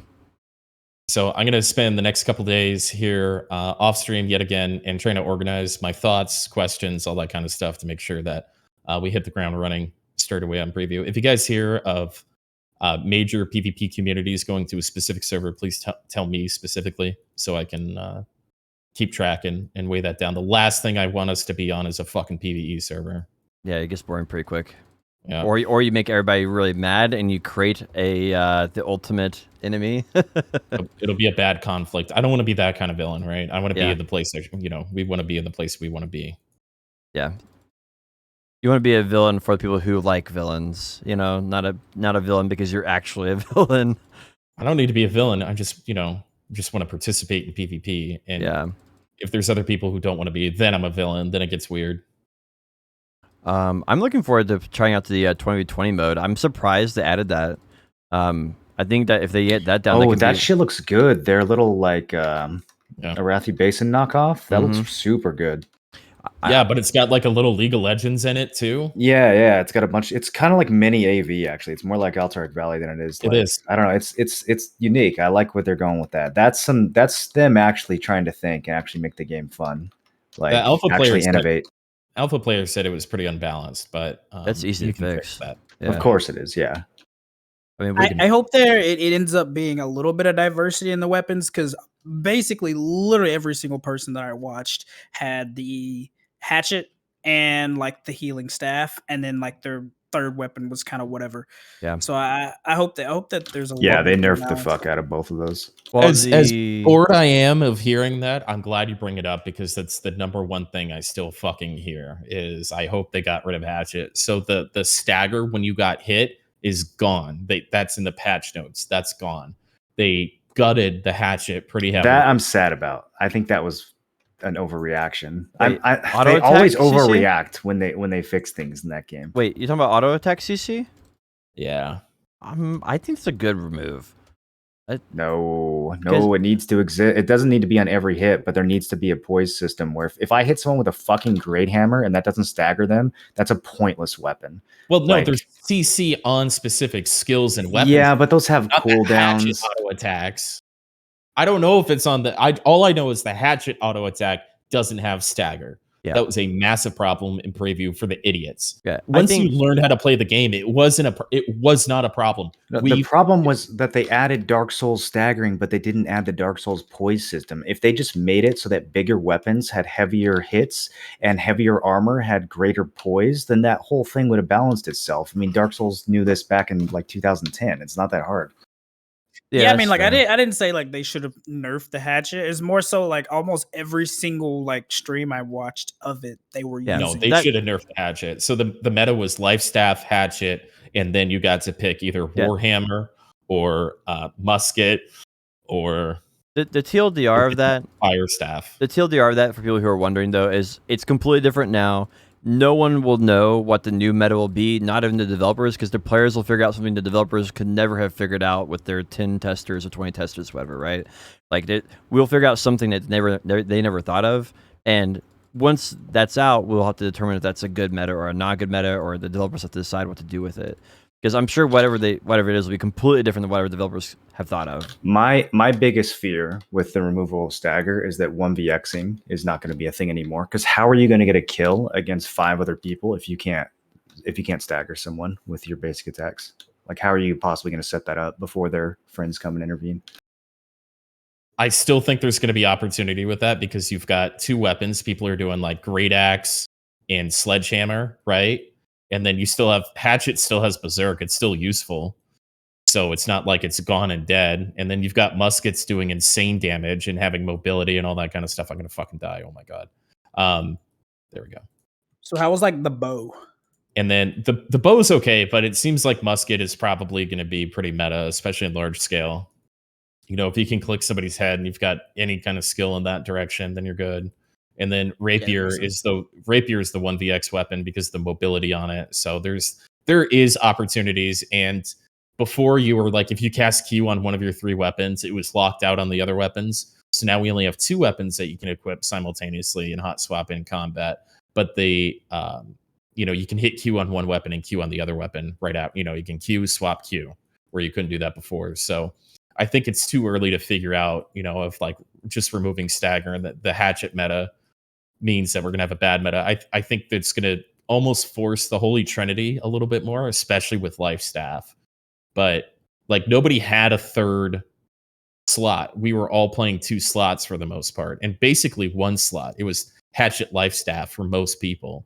And that life staff was mandatory with that teleport. Now that's gone. Now we actually have to make a decision about gearing and how we're going to play the game. Are we going to be tanky CC, break up the fight? Are we going to be a edgelord 1vxer, PvP montage? Are we going to be a healer / fire mage kind of thing? So we're going to be range DPS. So I think it kind of starts funneling people into specific jobs instead of just going, I'm going to kill people, and then you have that build. Man, I love that we have to figure it out. That's all I gotta say. Right? Mysteries, problems to solve, right, Moreland? It's great. Yep. I like that we had to figure it out. Like, it's not the same thing that we had in last preview. And I'm sure after they get their, they see how much we abuse X, Y, Z, they'll rebalance things again, and then we'll have to re-go through and figure out what it is.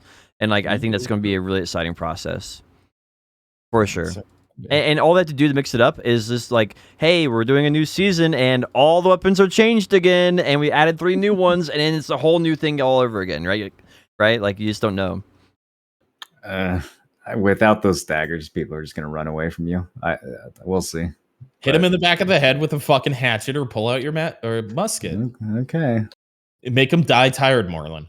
You'll figure it out. Don't tunnel. You'll be okay. I think you should play Great Hammer War Axe or Hammer War Axe. I mean, I'm gonna have to play something with CC because otherwise the game's literally gonna be a running simulator. I mean, we're all going to be fucking running together, so it's not going to be many people are going to get away for many reasons.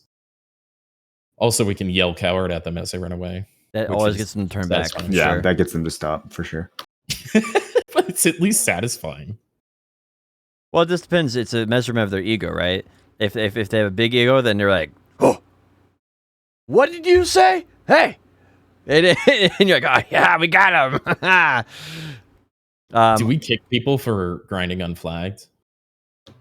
Yeah. I think so. Yep. I wasn't asking you. I hope it's not that aids with people just being able to I think we should take it kill the mobs. I think we should take it one step farther, and once the game is established, we grief people who grind unflagged, and we don't bother people who are flagged up. This have some fun PvP banner whenever you're fighting people who are flagged up, and anyone who's not, just, oh boy, summon the cruise, we found one. Potion Shop just got kits from Aftershock. Yeah, you're probably gonna get banned for griefing people who aren't flagged. Well, I'm just killing the mobs because they're just there, Shall we ask Potion how his week was and do some BDO stuff and then head over to Ashes of Creation? Yeah. We do need to talk about Ashes. Mm-hmm. All right. So my week. I'm not walking away because I'm bored. I can still hear you. All right, I'll wait for Tim to get back. I can hear you. So I'm currently pushing for maximum energy in BDO, which is 629. That is the maximum energy game. I'm currently 622. I was the streamer with the most energy for literally a day. Choice got wind that I was higher energy than him, and he grinded out another 4 energy. So now he's 626. So anyway, that's what I'm doing right now. I'm grinding out Great Marty Stones. If you get all the Great Marty Stones, you get 1 energy. And then I need to get 1,500 titles to get 2 more energy. And that's the hard things for me. So I've been working on that. Currently at Blood Wolves. While Blood Wolves, I've been trying to get the Greater Marty Stone, and I've got 2 Manos Crafting Clothes. I didn't think these actually dropped, bro. I didn't think these actually dropped, but I've got 2 I of them forgot about that. Yeah, I got 2 of them. So anyway, I've not gotten anything good since I dropped these 2. My entire RNG is ruined. I got 2 of them in 20 minutes, and yeah, apparently I grinded Polyforce for 500 hours, never got one, and then I'm here for 20 minutes to get 2. So anyway, kind of crazy. So my BDO week do you have to do the big Marty in order to get the title? Is that what's going on? I have to get every Great Marty Stone in order to get 1 energy. There's 1 energy you can only get by getting every Great Marty Stone. Okay. Oh my god, dude. Yeah. So this that's what I'm just kind of working on. I got C20 in my boots, so I'm now 705 gear score. As far as a BDO, they updated Cafris BDO. So every grind spot that's 240 and below basically drops 10 more Cafris now, and per hour. Oh, bless you, Marlon. Thank you. Some of the spots are crazy. Like Achman, people are getting like 30 caffers an hour with good clear speed, like 8K trash. Yep. Potion was right all along. We're getting a lot too. It's pretty good. Wait, Right well, about But it's also kind of like conscrewed because they have a 50% drop event, so that kind of Yeah. like the journal misconstrues it. it's pretty easy to calculate that out though, because if you basically have the drop event going on and you're getting 30 Caphras, you basically just remove like 3 or 4 Caphras from what your total is, and you're pretty close. 3 or 4? Yeah, that's roughly what it is. Maybe a little more than that. Well, the reason it's 3 or 4 is because I'm assuming you have like Council Blessing, Ecology, Luck, all those things add in there, plus Node. So those all add up. But it's still like 1/4 of your drops. Yeah. Are you grinding, Kerr? Currently, no. I mean, like not right this second, but like in general. Oh no. I'm pretty much done pushing gear in BDO. Nowadays I just like hop on, do some RBF, do some 1v1s in the BA. If I really want to kill time, I'll do like an hour here and there to like burn the J scrolls they gave. But yeah, I'm mostly just PvP. Tamer is one of the strongest classes in the game as Sakurai. It's like probably like top 3 right now is Sakurai actually. Yeah, that's always been her only good spot. That's been her like her best spot forever. Because you don't have to pull mobs really at Sakura, and then you have the roaring, which got the range increase. You do double pulls, and you can pull 6,700 trash loot, and that's not even that max. That's not your gear score. That's like 80 less AP than you. Well, you also have to think though that the video the person plays on Korea, so they're having sub 10 ping, because even like EU tamers get like 800 more trash than NA tamers, but yeah, it's pretty good. Anyway, I learned this and I was pretty surprised because this actually works at like Bloody Monastery and other similar grind spots where you can pull the mobs like super tied up, because the conditions are you have to pull the mobs in a close group, and you have to be able to pull 20 mobs, or at least close to 20 mobs. And a lot of the Hadoom grind spots you can actually do that. So Tamer is actually one of the best grinders for the current in-game grind spots, which is surprising to me. That game's so dead. If Tamer's the best grinder, I don't know about Hadoom, because at Hadoom I pull a lot less than I pull on like Sucklon and Guardian and stuff, but it's definitely in the best spots it's ever been, especially Tamer underwater. Underwater is really good. Tamer was the best grinder for a long time because of the pull cap. Remember that? Mm-hmm. Well, and that's basically what people brought back at Sakurai, because they started doing it at Sakurai, and that's basically increased their trash load by like 700 in Sakurai when they started doing double pulls again in Sakurai. And like Hadoom set up, especially Bloody Monastery main rotation, you can easily pull 20 mobs there and like wreck them with all your abilities, and then move it and pull another 20 just over and over and over again. Can Sork break pull cap too with their little disc thing or whatever? Sork is 1. You get 1 more aggro with your sphere. I think Wizard and Witch is like 2 or 3 aggro cap. Yeah. Most classes got nerfed down to almost nothing. It's like between like 1 and 3, I think, for most classes to have that. Well, it was 7 plus 7 for a lot of classes, and then they raised it to 10 for everybody. And when they did that, they lowered the additional to be plus 4. So most of those classes went from having 14 to 14, while everyone else went from having 7 to 10. Oh, okay. Yeah. Makes sense. Okay, so you got all your potions, right? You got your infinite potion, which seems on brand. I'm surprised you didn't get that earlier. You got C20 boots. That's actually kind of crazy to have C20 boss armor. Proud of you for that. You're in a sweaty. I think you were trying to keep it low key. I don't think you were trying to get into a sweaty energy battle with Choice, but now you are, right? Well, that's kind of fun. That's interesting, right? Yeah, I can get to 626. Like, I have 1 Papu Crab to kill, which is like an hour, and then I have to go solo grind Olin Valley, which that'll be fun. I already did that and got 2 of the like knowledge there, but I don't want to continue going there. I'm gonna delay that for a while. How much DMUG has right now is 626. Yep. The everyone stops at 626 because anything about that, you have to get 1,000 titles, 1,500 titles, or you have to get all the Great Mario Stones in the game, and no one's doing any of those. So I'm currently AFK fishing to get all the fishing titles, because that's one of the you have to get the majority of those for the 1,500 titles. Like you can't skip them. You can only skip around like 100 to 300 titles, something like that in the game. That's all you can skip, and there's like 500 fish titles. So that means you have to get like all the fish titles that are easy to get, all of them. Do you have Shell Addict for killing like 5,000 grass beetles? I will have that. You do it. Yeah, that's the only title I ever have on my Guardian, Shell Addict. I try to go 0.0001% of a level from 62 to 63. It was real. I gotta be honest. It was so hard trying to figure out what in the world. I was like a whole week after we did that podcast of the Game Poster Piece trying to figure out what in the world I was going to do. And I was just grinding energy because I had nothing else to do. Like literally nothing else. And then it kind of just Story of my life. it just clicked to me. I was like, how much energy does our people have? Is anyone max energy? I don't know anybody with max energy. I looked on YouTube. Nobody has max energy on YouTube. So I was like, that is a fun goal. Even if someone does already have it, I can be one of the 5 people or less that probably has that, right? And that got me really motivated to do something like that because that's a goal that I can enjoy, right? The Great Marnies is like the biggest thing that's going to keep most people away from it because you have to get the Great Marnie from all the grind spots. And those things are like crazy low drop rate. Like you either get it in an hour or two, or you're going to be there for like 20, 30, 40 plus hours. It's kind of crazy. Yeah, You could always go for 30K quests. That'll give you something to do. Yeah. True, That's fun, man. That's actually kind of cool. Yeah, stop that shit right there. I don't know about fun, but I'm at 13,600 right now.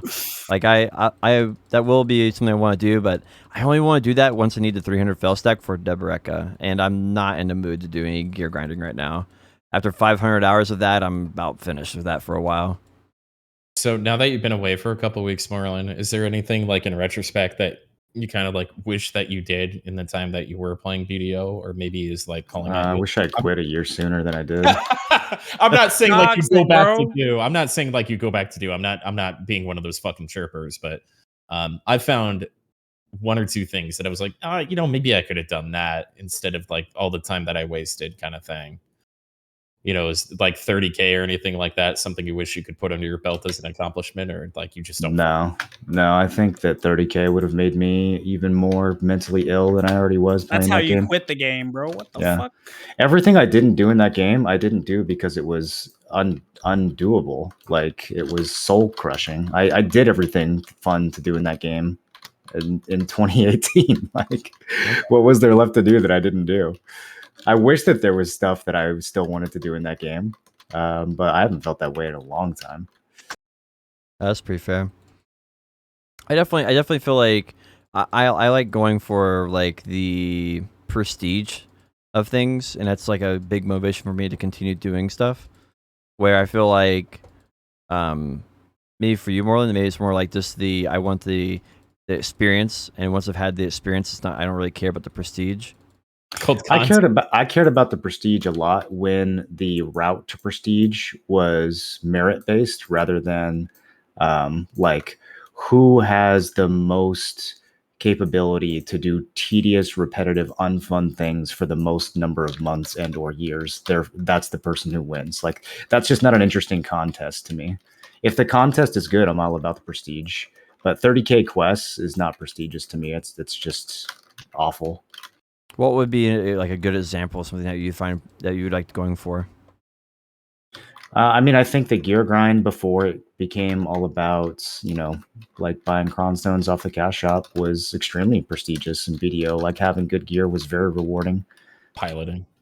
Dude, the olden days of like OG grinding gear, like getting the first plus 15 Laverto on Xbox. Fuck yeah, dude. Like I actually felt thrilled when that happened. Big trip. But I mean, how am I going to get a first, like, oh, I think I just messed up this mechanic in this level 15 dungeon. How am I going to get like the first anything in BDO nowadays? I mean, you're going to have to cheat or I'm going to have to spend real money. Dude, I had the third. It was the second or third. I know it wasn't the first, but it was the second or third dim tree drop in Xbox BDO. And it was when I was being stream sniped by 10 people and I pulled it right in front of those motherfuckers, dude. I pulled it right in front of them. that was better than winning Valencia. That was so much fun. Like that kind of shit. That's what I miss. Like we used to have those conversations about like when World Bosses came out with, oh, now they drop Kafiras and no, it's going to be worth per hour and shit like that. And I'm looking back at this clip where I'm just spitting on my monitor, excited with how fucking mad these kids must be. That number one, they failed at stream sniping me. Number two, I pulled server second or third fucking dim tree. You know, how do you replicate that? How do you replicate that? Mr. Pay to Win was so far up my skirt trying to RMT that fucking Bro, you're gonna list it, right? You're gonna list it, right? I think Do you I got remember subs, man. He didn't specifically try to offer RMTing, but it may have been. I was worried that if I sold it, he may have given me some gifted subs. You know what I mean? Yeah. Do you remember what fighting over world bosses used to feel like in that game before they turned PvP off? It was fucking amazing, dude. Crazy. Even So Yeah, again, like I'm coming back for BDO Classic, dude. I'm coming back for it. I'm not like at more so doom and gloom on it like I was at one point. It's more so I've kind of just molded the way I play and the time I play. I mean, I just kind of hop on, do some PvP and RBF, do some PV and PvP in the 1v1 arena until I get pissed off about class balance, and then I'll go play something else. You know, just kind of some people can change a diaper without gagging, dude. Some people have that skill.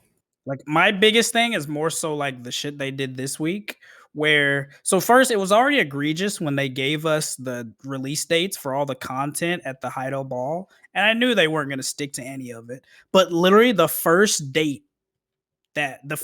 came up yesterday, and they were supposed to add mansions to the global labs, right? Well, then they gave us some bullshit reason as to why they couldn't add the mansions to the global labs, and it will be postponed to Thursday. Literally, the first date they gave us, they missed it. Can you read the bullshit reason? Can you? Yeah, 1 second. Let me pull it up. Yeah, I'd love to hear it verbatim. Oh, this is gonna be good. Just for old time's sake. I'm not salty at the game either. I actually really respect that, Kerr. I wanted to do that too.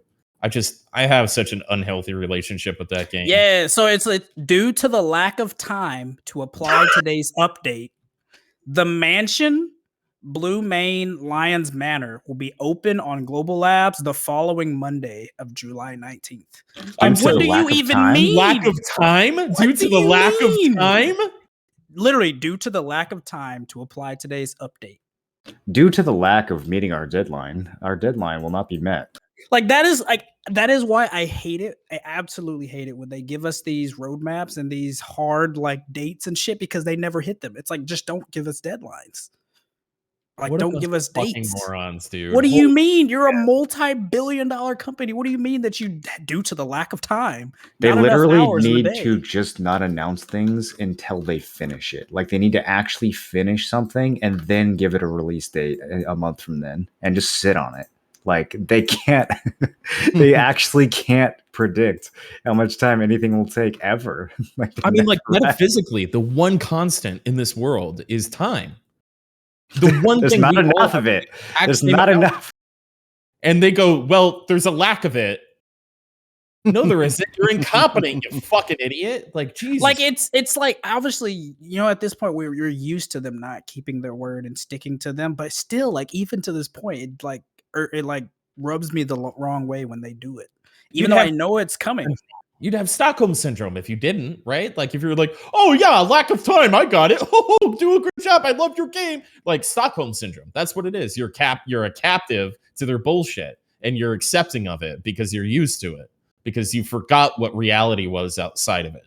So if you're okay with that excuse, you need to put BDO down for 2 weeks and play something else and be shocked at your mindset afterwards.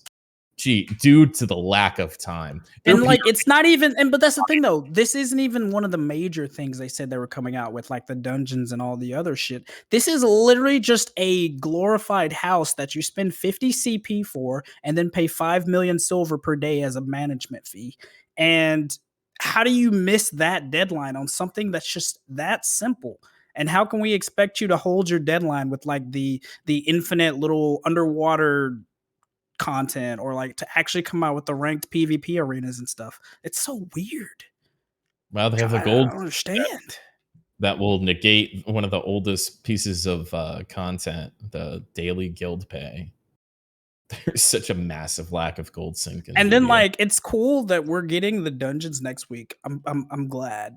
But it's like we waited 2 months. Like why? Like how do we Yep. what do you Potion, tell him 2 Potion. months. Tell him. And then it's like Well, they have I these thought- titles what was I for say, like Tim, the again? first to complete it on the server. I don't know what you're supposed But to do. then it's not even it's not even like a competition of first to complete it. It's like whoever watched Korean streams and wrote down how to solve all the puzzles. So Mhm. then it's like, what's the point in even adding in the first like world, like Potion was saying, like I can't, he'll never be like, yeah, server first. It's like, well, the only way to be server first, because Korea got it 2 months in advance, is to go through and write down all the way to do the puzzles and shit. And I'm like, It's the same thing is going to be when it's the same feeling Bria's going to have when she gets 67 by AFK training dummies and doing Red Battlefield once a week. I'm going to be like, ha, you sat on AFK training dummies for 2.5 years or whatever it is, and it's not going to feel like an accomplishment. It's not going to feel like, you're not going to feel like you earned it. You're not going to feel like you did anything. You just left your PC on for 2.5 years. You know, and the same thing's true in this case, right? For the dungeon, like it's just whoever looks up the guide online and watches it. Yeah, like for a dungeon, you either need to do everybody competes on fair footing across the world for world first, right? That's exciting. Everybody loves watching that. Or you like getting in line for like loot, right? And you get in there and you're like, oh, I'm going to go in and go get the Fallen God helmet piece, and or alternatively, I'm going to save money because I don't want to do the dungeon. I'm going to buy it off someone else on the marketplace. And like you play the game for one of those two reasons, and there's just no reason. There's no loot reason. There's no reason to do it first. So at this point, you do it for the day one experience, and then that's it. You do it for the day one experience, and then it's like to enjoy it, and maybe, and then that's it. It's dead content. And the only people that will be doing it past day one will be people who are looking for like a hardcore group who say, okay, we make 500 mil from a dungeon. If we can do it in an hour, then we make 500 mil an hour. If we can do it in 30 minutes with a crazy hardcore group that's way overgeared, we can make 1 billion silver technically an hour when we do this on 2 different characters in an hour. And so then that's not fun for the casual players who are trying to learn the dungeon and do it. And the veteran players will be frustrated because they're getting casual players that they have to teach. And both people are just be mad over and over and over again. I just don't, I'm not doing it. Like I told. Can you tell Kerr why they're releasing it this upcoming week? Tell them why. Oh, the new world closed beta. Like that's why they're releasing it. Oh yeah, my assumption. of course. Yeah. So, but it's so annoying that they give us these like bullshit reasons where it's like, oh, localization. We have to localize it for you guys. It's like, what do you mean? What do you even mean? mhm. Like, I don't know, dude. Maybe it's because I don't really understand the intricacies of like game design and things, but Neither do they. It's okay. Fuck, dude. Jesus.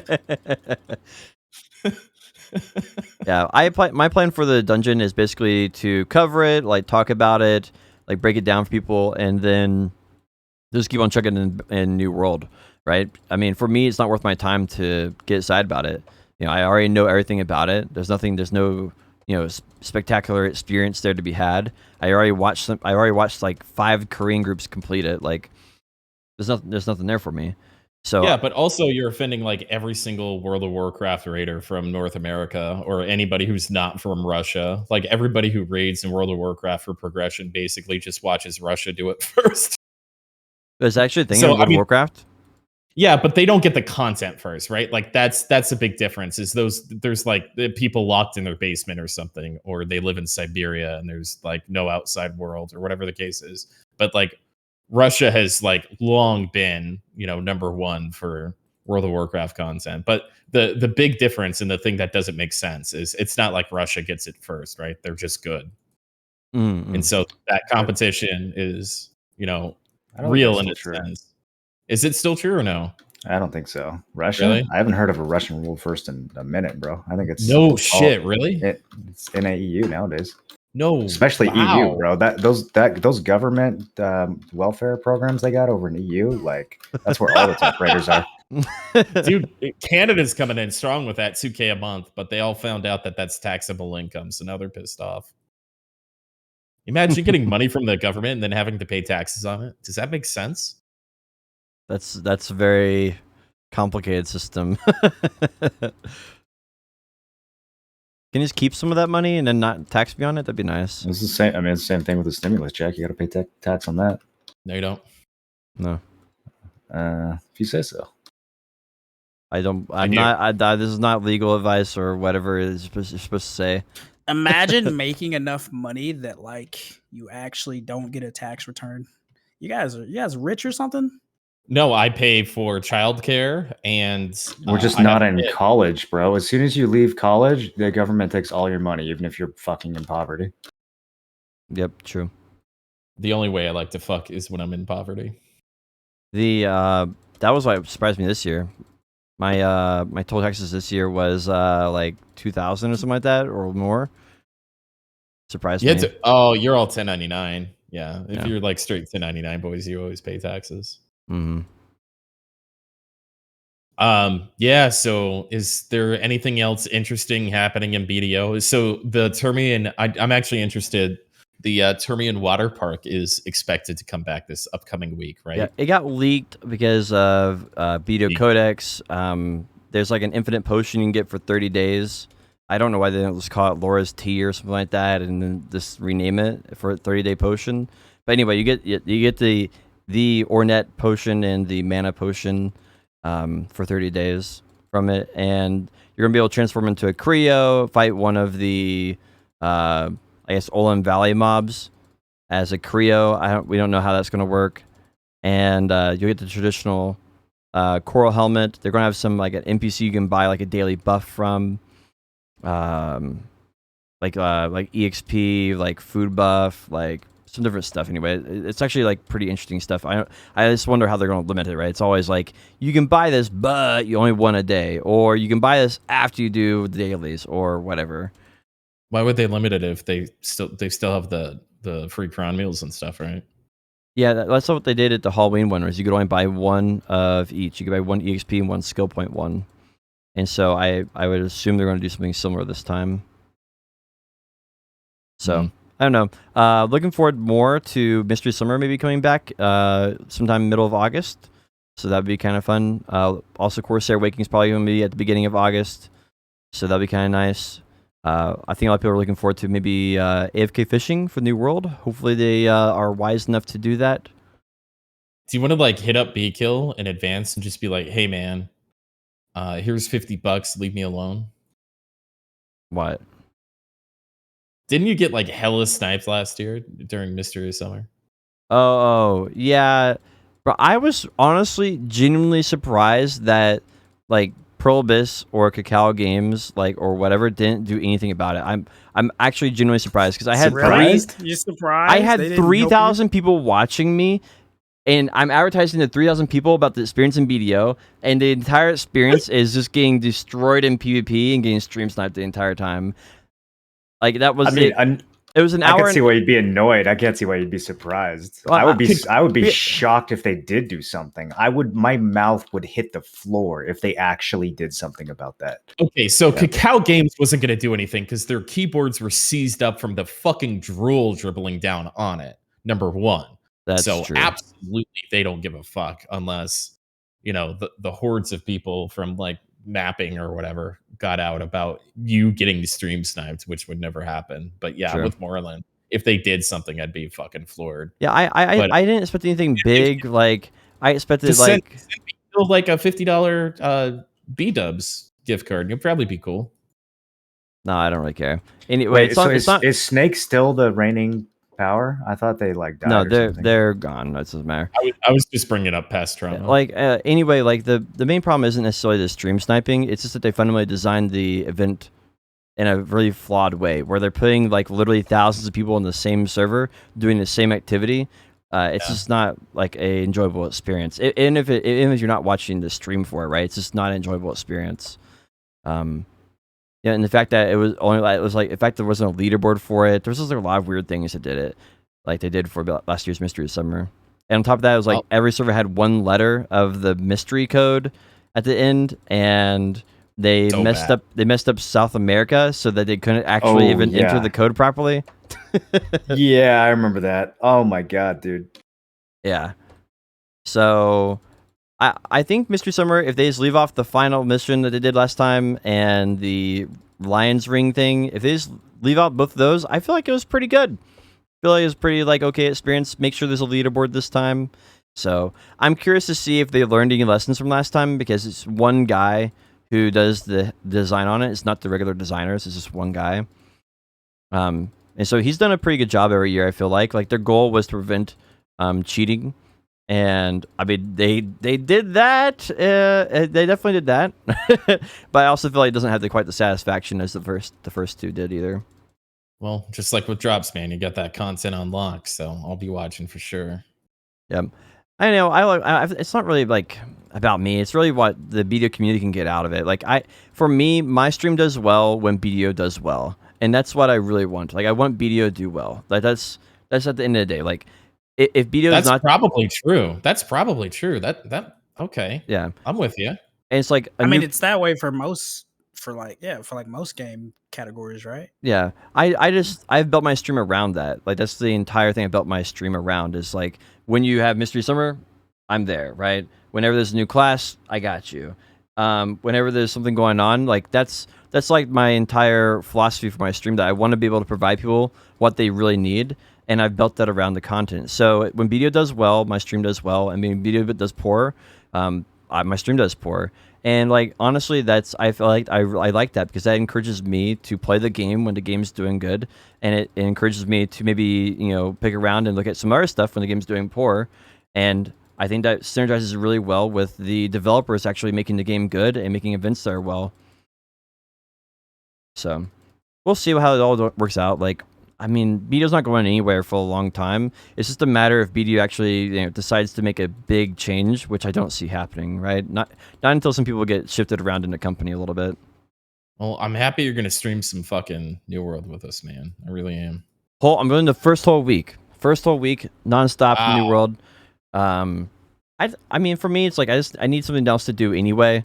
And I'm really looking forward to getting that out there. Like, I feel like I'm in an echo chamber with my own thoughts and like the video community, and I want to get out of the echo chamber to kind of experience other games and have a more broad experience in general. Like, I want to try out Final Fantasy 14, maybe off stream. I don't know if that would be an on stream thing, but I'd like to sink my teeth into the free version of it a little bit. And It was the same thing I was thinking. I don't really feel Final Fantasy 14 would be a really good thing for me personally to stream. I know it's really going really good for Moro and like Tim, but like It's I don't not think going it well would for be me for at all, me. but thank you. That's a him thing. I'm playing it because it's fun, not because people like it. Yeah. My No, but I thing's- mean, you know what I mean? Like, you were like, you didn't Mhm. seem like you were absolutely hating, No, I had fun. Yeah. streaming it. Exactly, right? You were like kind of getting into character with it. That's what I mean. Yeah, I want to have like a broader view on all of it, like at the end of the day. And I think that makes all of us better streamers, right? I think we all got kind of put in the same trap by, we're all fans of MMOs at the end of the day, right? We all built our stream off BDO, right? But we're all fans of MMOs. We all played OG MMOs. We're all gamers, all that kind of stuff. And we got kind of like, I don't want to use the term again, but a little Stockholm syndrome with BDO, or sucked into it to where we kind of forgot about other shit. So I feel liberated, and regardless of anything else, playing Final Fantasy 14, maybe that's not my thing because it's a little too PMA or anime or melodramatic or whatever it is. But there's stuff right on the horizon that is my thing that I would have missed if I was just like still chained in that BDO basement. So what I mean, I definitely agree and think it's to like kind of find where it fits for you, right? Whether that's like quitting outright, whether that's just kind of doing what I do, just hop on, do PvP until you get pissed off about the state of class balance, or just doing whatever it is that makes it fit for you. personally. If I was not as high strung, if I was 50% less high strung, which I'm generally not high strung, but when I play video games, I tend to be for whatever reason. I could probably do what you're doing on BDO. I even tried to do it multiple times. I just can't do it. So I got to get away from it. I mean, it's definitely painful because the character balance, class balance right now is absolute dog. But and they spend so much time on it. They spend so much time on it. One thing that I've been trying to do is like, this is my life philosophy for like living, right? I plan for the future and try to predict the future based on what we've had in the past, right? And for BDO, it's really straightforward, right? They've done a bad job in the past with class balance, so in the future they'll probably do bad with class balance. And so when enjoying the present, right, you can always find something to complain about. Always. It's easy to be negative. And so I always strive to like focus on what I actually enjoy and then work on that one thing. And if there's things I don't enjoy, then you got to take life steps to avoid those, right? And so Tim's option there was, I'm going to find other games I enjoy and move away from BDO. Same for Moreland, because the intrinsic motivation wasn't there anymore. Sure. And you got to find a place that you are content with and you are happy with. And so that's, for me, like that's pushing for like big goals in BDO, while then also like looking for other experiences to experience while I'm waiting for BDO to get its act together, which probably won't ever happen. So I'll just keep enjoying what's good in BDO, which is right now is the combat, leveling. Like I play new classes when they come out, and go for like these little bitty goals here and there to satisfy what I do currently enjoy in BDO, right? I honestly agree with everything you just said. Actually, well put. Very well put. You're getting better at this English thing. I also think there's really something to be said about, like, for as snowflakey and sensitive as the FF14 community can be, I also think that there's something kind of transformative about like spending so much time in an overly toxic community like what BDO has. Like I'm just noticing myself being in a better mood and like being more, I don't know the word, but like agreeable or patient. Like when someone comes to my stream and asks me a really dumb question, I don't get nearly as annoyed as I did when I was playing BDO. And I know some of that was burnout, but I feel like some of that was also just me like reflecting the kind of energy of that community.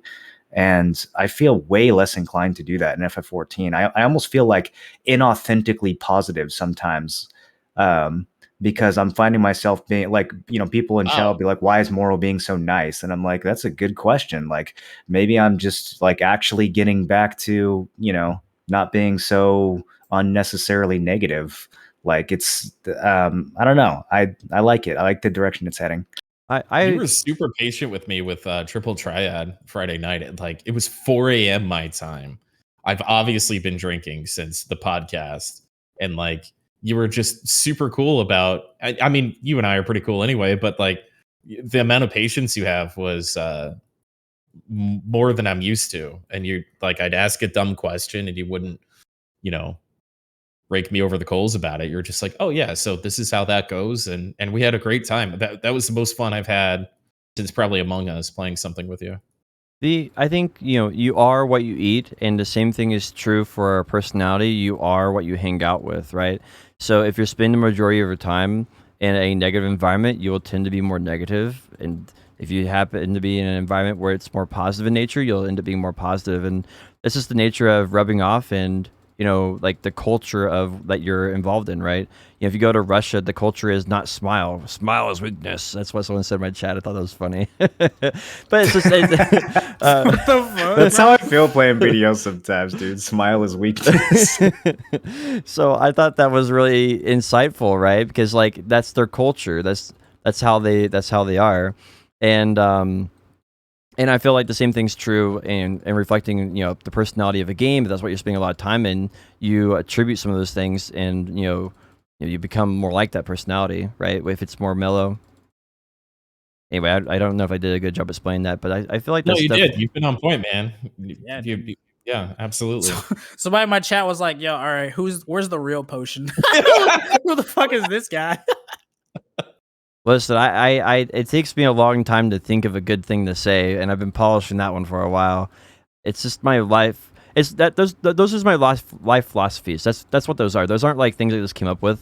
That's how I live my life on a day-to-day basis. And if something's wrong, then I reflect on how in the world I fucked it up, right? Am I spending time with people that are fucking that up? There's some people I just never hang out with because they will just royally mess up my life, and I'll start being a shit to people. I'll start being bad, and so I don't hang out with some people because that's how they are, right? And I've removed people from my life in order to do that, and so that's what it takes sometimes, and that doesn't always feel good. But if I ever have a problem in my life, I always reflect and then reflect back to my life policies, which is basically what I just said. It's very mature. Not a lot of people do that. Wait, did Moro slide you some of those mushrooms before we started? I have some growing in the planter out front. I don't know if they're the right ones though. Bro, after Definitely make sure they're the right ones. Don't take the wrong ones. as much as you've been streaming, they're probably on your fucking toes, bro. I've been taking regular showers, making sure they're clean. They're fine. That's good. Your OnlyFans would suffer if you didn't. Yeah. Should we? I'd love to talk to you guys about AOC.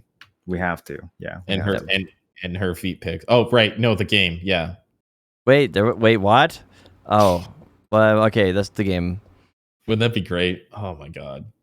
Anyway, yeah, let's just have a political podcast next week. Let's just talk about politics for 4 hours. Look, people in my highway, it affects me in a big way. Okay. Uh-huh. Don't you go to jail for impeding traffic? Well, so the law in Florida is you can run people over if they protest in the street now. I like that. We have a very Republican governor, and he's like, people in the street, yeah, run them over. That seems pretty, honestly, pretty reasonable. If they're in the middle of a highway, I don't know. I don't completely disagree with this. It sounds like that's bad, but I don't know if I'd completely disagree. Well, the we problem got places to be, dude. White people don't protest in the street. The white people aren't really protesting in general. So here we go. Okay, so Ashes of Creation. Yeah, that's yeah, exactly. I'm a couple shades too dark to be talking about this, Tim. Sorry, that's the drama of what's happening on the highways of Florida. Ashes of Creation did a 1 week alpha, and this 1 week alpha allowed for Asmongold to play. There's a lot of things that they got out there. They did a siege. I don't know, the life skills. They were there, sort of. What do you guys think about the entire experience? What were the good things? I guess maybe what's one good thing, what's one bad thing? Who wants to go first? I honestly didn't pay it any attention. I'm going to be honest with you. Why? Okay. I was hoping you guys were going to tell me what was going on because I could not get any buy-in. I could not get myself to watch more than 5 seconds of an Ashes of Creation stream. Right. So that was a bad part. I went through some YouTubes. I did YouTube instead of live content to try to get a little more curated take on what's happening. So they did some weird, holy shit. Oh no, I'm sorry. They did some weird, GMs play the game kind of thing a while ago. And the game looked really rough. The mechanics looked wonky. The FPS didn't quite look there. It looked like an uninspired kind of if a generic MMO just came out of the sky, this is what it would look like. And really not much changed. It seemed to have I did watch that. It was a YouTube video, and there was a couple GMs that went and fought some bosses and stuff, right? Some early bosses. Do you know who one of those GMs were? No. Steven. GM of Hikikomori. He brings this up every chance he gets. Every time. You're so upset. Know that? This guy lives in your head. He actually lives in your head. Well, if he wasn't in a fucking GM of this game, it wouldn't. Hickey making you lose sleep, bro? Wait. Actually, Tim actually is Hickey's biggest fan. How many years has it been since you've even interacted with this guy? He's still living in your head? Dude, he DMs me once a year and is I don't understand why you don't like me. It's just to fuck with me. I stopped responding. I finally figured out that I got to stop responding, right? Uh-huh. Just talk about him on the podcast every week instead. It's funny. It's funny. I mean, come on. How is that not funny?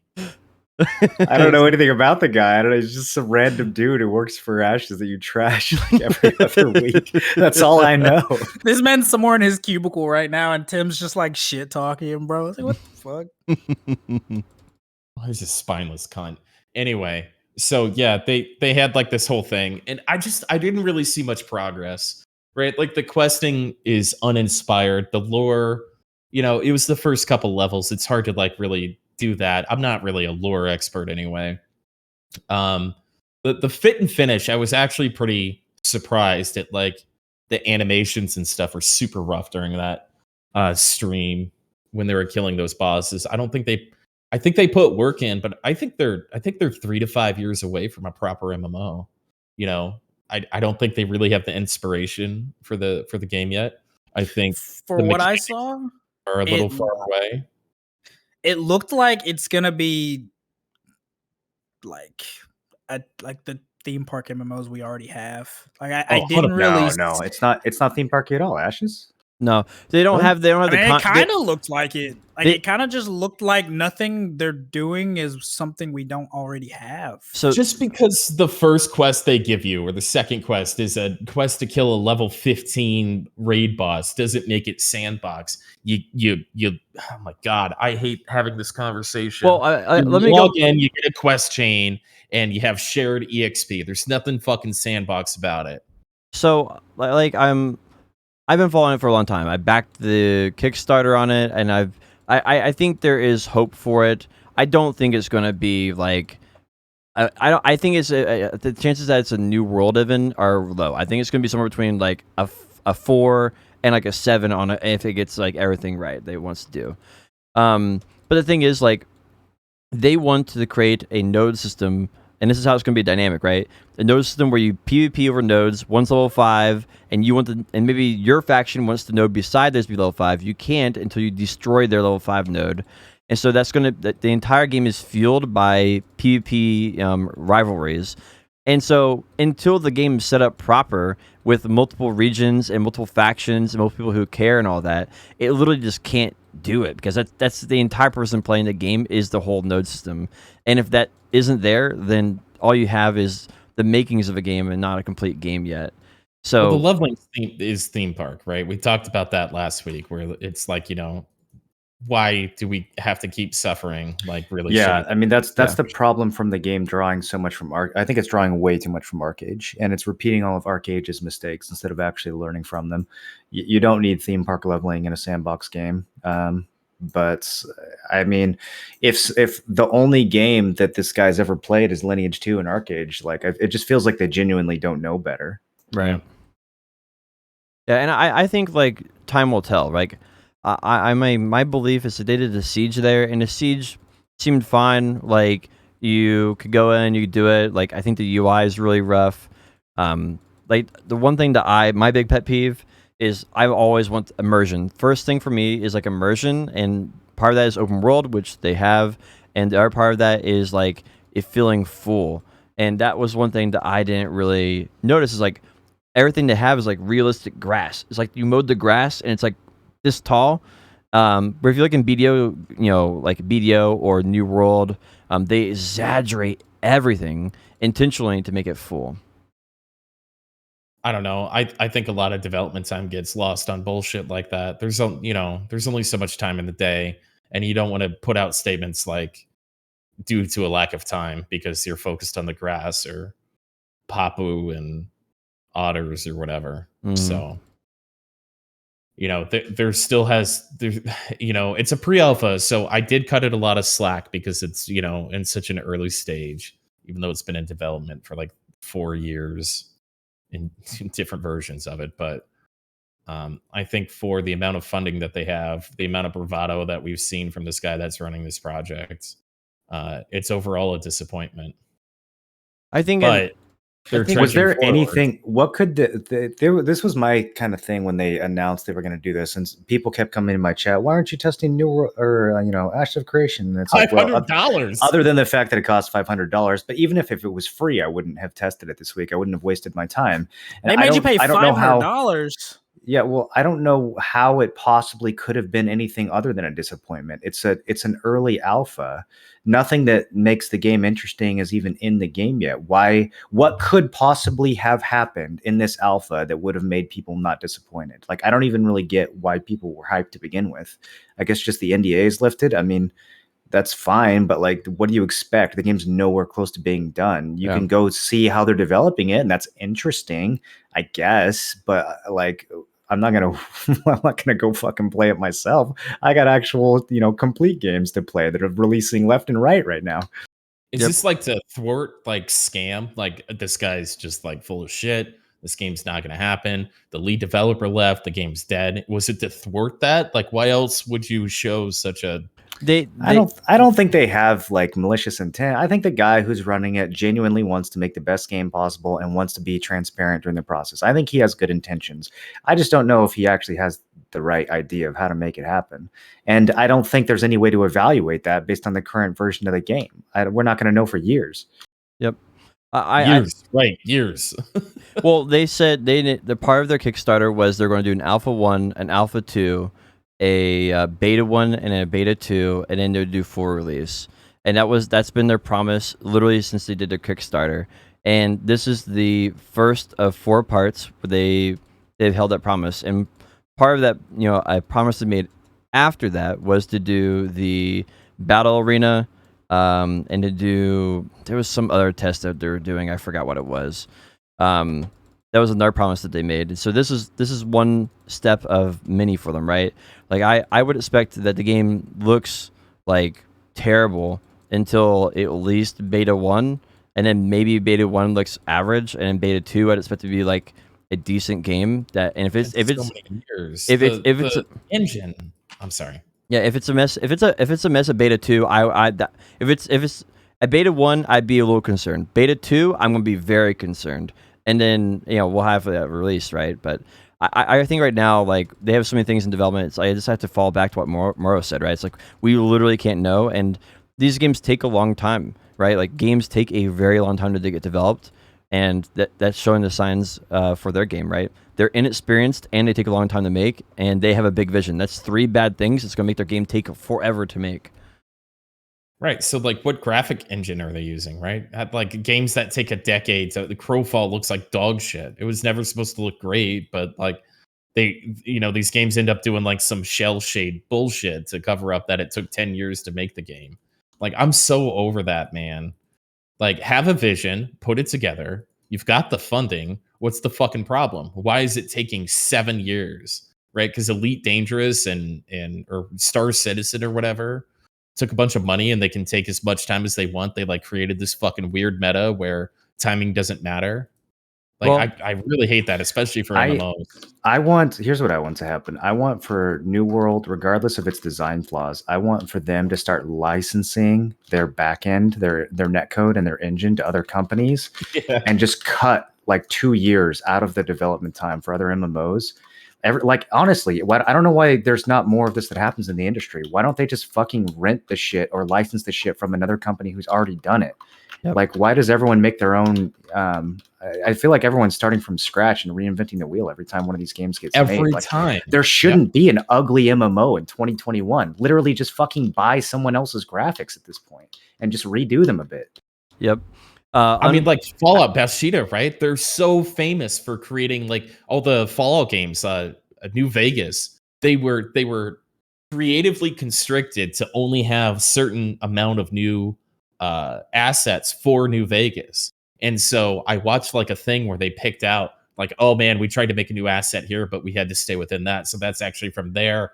And they made this like really phenomenal, one of the best Fallout games ever out of like recycled assets, and right, stylistically, it's supposed to be the same, but I think that's a really good point, dude. I think that's a really good point. I also agree with the whole time thing, because it's like, even if you start out with the game that's going to be groundbreaking and look freaking amazing, I mean, if it takes you 10 years to make it, then what was even amazing, what was amazing 5 years or like 10 years ago is no longer the same. So I feel like time is one of the biggest thing that hurts the MMO genre, because like you can throw together a shooter or a MOBA or something. Honestly, like in a reasonable time. But for MMOs, it's kind of like if you like Potion said, if you don't have like that direction or like a vision that you're going to stick to or some kind of experience, I imagine like you end up missing you either end up getting the combat and the feel good and then like the immersion and the world wrong, or vice versa. And I don't know if there's even like a way to like fix that, right? Circumvent that. So for Ashes of Creation, one of their problems that they've run into is they tried doing Unreal Engine 4 for their visual engine, which means they have to redo the entire backend for the netcode, which has cost them, I think, like a year or two on development cycle by itself. So the game will, if they do, like, the limitation in the graphics is literally just the creative artist. It's literally their only limitation. The backend netcode is what's taken an extra long time to get done. And then for New World bought their engine from Star Citizen, and it's called Lumberyard. That's what they use. They bought? Wait, I thought Amazon developed Lumberyard. They basically bought it from Star Citizen, and then, or maybe bought a permanent license without any strings attached. I don't know the exact contract or anything, right? And then they further developed it to be a game engine that they can use internally. I've never heard of that. I could have sworn Amazon developed Lumberyard. Yeah, Lumberyard is internally developed, but their starting blocks were from Star Citizen's engine, and Star Citizen's been doing that for years. They make stuff that other people want, and then they sell it to them, and then they use that as their foundation and continue from there. My chat saying it was developed from CryEngine. Yeah, I think that's what Star Citizen worked with, but I don't know the full backstory on that. I think you might be close to something, but whatever it is, the engine that they use and the netcode that they use for New World it's amazing. And I wish the industry as a whole would get to a point where they can just start feeding off of each other a little bit more, instead of every single company going back to square one and spending years and years developing an engine or server infrastructure that may or may not even work. Like, man, I couldn't believe how bad Crowfall felt to play after 7 years of development. I actually, like, that game could be packed to the brim with design side genius, and I'll never know because I can't play it for more than by the time you get past the first hour or two, you have to be such a hardcore, like, hungry PvP player to even be able to tolerate how bad that game feels. Like, I don't know why that's still happening all these years later. Like, the genre is old now. We should be past this. I don't know what it's going to take for these MMO developers to realize that we don't care how beautiful the game really looks necessarily, as long as it performs well. Like, it needs to be relevant, right? But we're all playing Star Wars Galaxies and EverQuest, P99 and all this kind of stuff, because there's no desync, there's no lag, there's no bullshit. Like, gameplay over everything, for real. Yeah, if it looks pretty, that's icing on the cake, right? If there's no icing on a cake, then you're probably not going to like the cake. You at least want a little bit of icing. But if the cake's not there, like, BDO is a cake filled with icing. It's desync and bullshit, but it looks so fucking pretty, and I think that's what carries swimming in icing. Right? So looks will get you very far with me. I don't think both in game and out of game. I don't think New World looks real great, right? I don't think it looks awesome, but it performs so well. It feels good. You like doing things in that game. You like hitting something with your weapon in that game. That's really what it comes down to. Right. Yep. I feel like that's the first step, right? For sure, if you can make a beautiful game, but if you have a beautiful game and there's actually no enjoyability to your game, it doesn't matter. So the first thing should always be enjoyable game. And then second should be graphics, and that's something that a lot of people get in reverse. Now, and the reason they get that in reverse is because there's a lot of people right now in the industry who've been trained on console for years that better graphics, better 1080p, 1440p, 4K, 60 FPS, 120 FPS. It's the best, boys. And they've been trained on that for such a long time, for literally decades now, that there's a large section of gamers that they only will try things unless they look good. And that is not necessarily indicative of a good game, but if you have a game that doesn't look good, you 100% have to nail the feeling, so that way other people tell those people to play the game even though it looks like trash, because otherwise they will never even consider it in a million years. And that's unfortunate because it's a shallow viewpoint, but it is very true. Like, a lot of people won't try Hades, not because it's a bad game, because it doesn't have the graphics that they expect. I'm guilty I of thought that. I thought it's a pretty good looking game, but I don't know.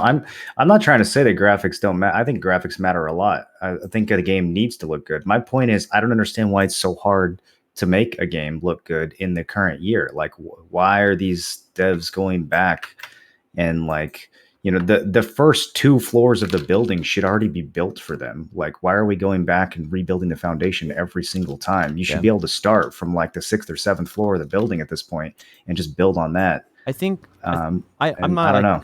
I'm not like a game dev or anything. But for Unreal Engine, it only supports up to 100 people, right? Roughly, you can probably do a few more, but like it's roughly 100 people because that's what they built it for, right? They built it for Fortnite. They stabilized it for Fortnite. They've optimized it for Fortnite, and it doesn't really come out of the box ready to support more. And the other one, the other one's not much better. It's like it has a little better systems and plug and play. I forget what it's called. Well, hold on. To follow the conversation here a little bit, like, they're saying that it's going to put the game back a year because of the graphics engine that they chose because they can't get the lag right. It's like I feel like one of the, if anything else, what New World really did in the preview specifically is, net code first, feel first, graphics.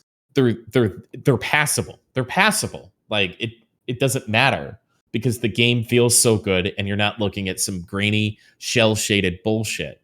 And so I think some of these people are getting kind of caught up. ArcAge looks like dog shit. Sorry, everybody. It looks like fuzzy dog shit.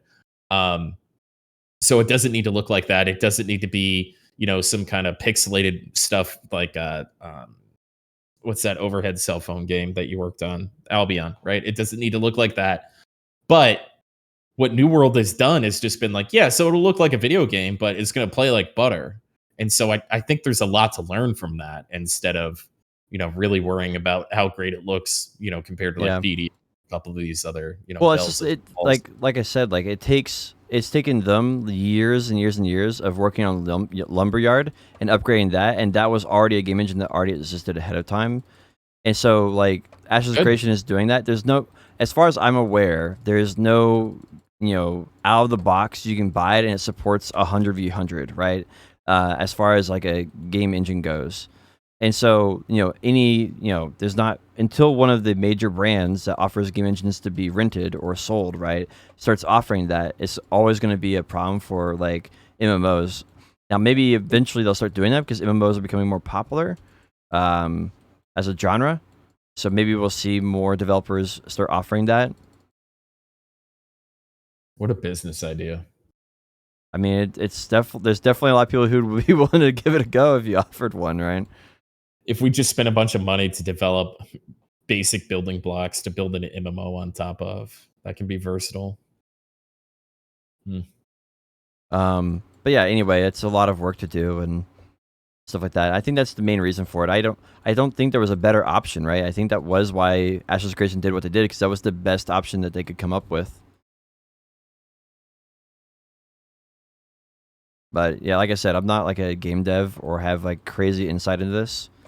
So that's just to the best of my knowledge, that's what's going on. So are any of you tempted if it was free? So Moreland wouldn't have played it if it was free. Would you guys have played it if it was free?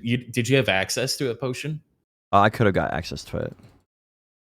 I actually asked about it and stuff like that. But yeah, I could have got access for it and played it.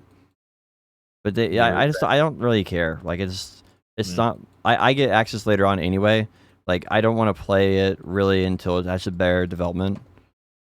I'm trying to get into other genres personally. I'm gonna be honest with you. Like I honestly feel like the ship's kind of sailed with MMOs, and I still love MMOs. Probably gonna be my favorite genre, but I don't see anybody doing anything new in the coming decade. So I'm trying to like get myself to like other genres, if that makes sense. Like what? Like MOBAs? Yeah, I was like kind of MOBAs, I guess, more like more into single player games, I guess, like story, like RPG kind Okay. of. That's kind of what I'm digging about 14, man. Is I mean, a lot of it's like a bunch of different things put together, but one of the things that it is it's like 4 or 5 single player Final Fantasy games that I get to play through. And, I get to do the bosses with my friends. I get to talk about it with other people. Like Final Fantasy 14 is really like Final Fantasy, 14, 15, 16, 17, and 18 all rolled into one game. Like every expansion is practically a standalone Final Fantasy game. And they talk about, like, the devs actually talk about this in that No Clip documentary. And it's like, yeah, we just get to experience the next chapter of Final Fantasy together now. And so, I mean, there's a lot of things that I don't get from Final Fantasy 14 that I wish I could get from an MMO, like especially a more, PvP oriented or a more sandbox oriented game. For sure, I don't get those itches scratched from 14. But it's cool to be able to play so much of this content in a more social setting. And that's something I think I've missed out on a lot over the years. That's Yeah, well put. I definitely could see those elements for sure. Yeah, Well, it's the game is definitely much better than I perceived on the outside looking in. This is something that will ring true no matter what genre you go into. I'm afraid, Kerr, is no matter what you spend time doing in life, you'll eventually see the flaws for it once you put enough time into the activity. And that's true for every game, every genre, almost everything. Any person you find in real life, everything is going to have that point where you're going to see the flaws for it. It's the matter of being content with those. And like obviously, like playing other genres and stuff, there's nothing wrong with that. But I do feel like it's something you have to weigh carefully if you're going because you are upset with the genre, or if it's something that you're just looking for something fresh, right? And it's just something to think about. Because I can see that, yeah. Because like I played League and I put in like I think like 4,000 games or something in League, and Oh God. I know all the issues with it. Like I can tell you what they are. I played Halo for a decade and put in hundreds, if not thousands, of games there too, and so I could tell you what the flaws were with that game. And that's 3 different genres. I've put in a couple thousand hours into Diablo 3. Like every game genre has those key points and like flaws, and it's. You're not going to go out there and find one that's going to not have that. Like the closest thing you're going to find would be like Path to Exile or maybe Final Fantasy 14. Those would be like the 2 that I feel like they're service-based games that are going to be around for a long time. They're generally going in a good direction overall. It's more so I've been kind of enjoying the whole like on in other genres, you can kind of just hop on, do something for like 30 minutes and then kind of go your way, right? Sort of like you with MOBAs, shooters, or like even in like an RPG game, you hop on, you play for 30 minutes to an hour or whatever, then you pick up where you left off last time, right? So there's not like that grind, but there can be, you know what I'm saying? It's just more so like the time friendliness, I guess, is what Kerr's got a been enjoying girlfriend about this. now, and he can't spend as much grinding. That's what it is. I definitely get you Netflix. though. Like right now, it feels like I want to spend a lot of time in a game, but I have not found a game that is worthy of my time. Is like maybe the sentiment, right? And like you can pick up games like Stardew Valley, and you can just sink hundreds of hours in them, but those games are far and few between. And I definitely feel you. That's definitely the feeling that I got. Like that's why I like BDO, because I could legitimately do that, and yeah, I am running out of things to do after 15,000 hours, but that's a lot of time, so I've been fairly happy with that. So I think some of the gaming community, specifically with MMOs, is, and this is probably going to be a hot take express. I might be the potion shop today, but kind of petulant, right? Wait, what's that mean? Like a child having a tantrum. Yep, that's a stuff. I do that on a daily basis. Yeah, I know you do, but so let me give this context, right? So I think the community's petulant in the way where it's like they want a sandbox game and then they complain that it doesn't have content, right? Like people are afraid to go out there and kind of make their own fun. And I've thought this for a while, and it may be like because they played Darkfall and that's all you could really do was go out and make your own fun. And then going from like one of the most sandbox games I've ever played to games that use the word sandbox to, for a marketing ploy or whatever, that that gap there is large. But I think there's a lot that could be done with the games that are already out there, including the bad execution and development of BDO, where like the community is just like, well, give us something to do. Just give us something to do. Just give us something to do, instead of like working with the community and making events and stuff like that. We see it, more and more. I think Norelio and what's his name had Tawaki had like a 3v3 tournament because those are kind of popular and they wanted to make their own and stuff like that. Like that's really good. Like stuff like that's really good. Having community hosted nights and fashion shows and shit like that, and stuff that happens outside of Twitch as well, and not just with BDO, but like you see it in Final Fantasy 14, and that's what I really like about 14 is a strict theme park MMO. There is no sandbox about that whatsoever, and unapologetically. So it's not. But like the crazy thing is, you still have make their own content. Yeah. Right. They're still out there role playing, and maybe it's just because we're on Balmung or whatever. But like, they are making more out of 14 than just on a random day at the sand place, at the whatever that place is called, where everybody hangs out in Uldar, than all of BDO put together. I mean, it's one of those things where it's like, I get what you're saying. I don't more so hop on the shit on BDO train, more so because like I've gotten so many hours out of the game, and there's almost no other game where I could have gotten as much amount of time.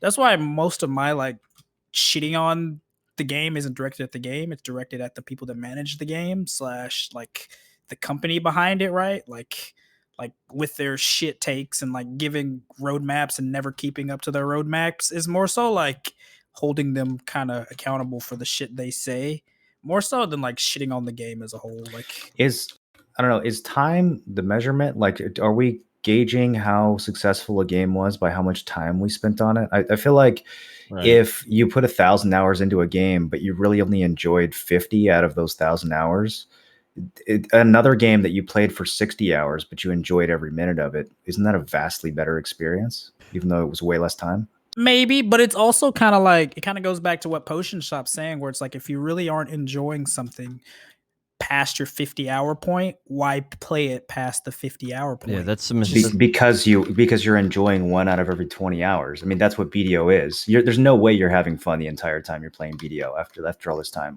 Is that really, like, for me, I would play BDO and I would do all the tedious things that I was forced to do to get to the good part. That's why it took up so much of my time. It's not because I was looking forward to logging in and playing the game every day. I was looking forward to the thing that I get to do after I fail stat for 8 hours and finally get to do the fun part where I blow up my accessory. I mean, I enjoyed my time I put in the game. I don't think that the way I enjoy the game is the way everybody enjoys it, though. I think there's multiple ways to enjoy it. I'm more so now because I've like heavily limited the amount of time that I play, I guess, technically. Right. I've gotten to the point where it's like, okay, I no longer force myself to grind to make gear upgrades, because what am I going to use that gear upgrade for, right? I would be better off just rerolling to a better class and having half the gear but do more damage. So it's like I've kind of curated the way I play to where, like, I may hop on and I may stream it for like 3 hours, but for that 3 hours, I'm kind of just chilling, doing King of the Hills PvP and just whatever until like it starts to annoy me with the shit balance and I hop off. And it's been a lot better for me personally doing it that way. For me, like, if I'm not enjoying a game, I don't hold, like what you said, you every 20 hours you get to 1 hour, that's fun. I don't hold the game responsible for that. I hold myself responsible for putting in 19 hours that I didn't enjoy to get to the 1 hour I did enjoy, right? That's a me issue, and that's not necessarily a game thing. I mean, you could blame that on the game, but I feel like if that's to the point where you have to draw your own lines. No, I'm with you, but it's not that black and white, right? So for some people it might be 1 hour, and then they have to enjoy every single hour, and then other people can be maybe 5 hours between fun. Some people might be 100 hours between having fun. And for me, like, I just enjoy the generic grind. It's something to do, right? Like that's for me, like, something that I have a long-term goal towards. I enjoy the progress of getting there. And I know some people don't enjoy that. Some people only like the big finale type stuff, right? Or the high of the moment. They go for the high. Yeah, I only like it when it like is a means to an end, right? And I really didn't see one in BDO after, there was for a long time and then there wasn't.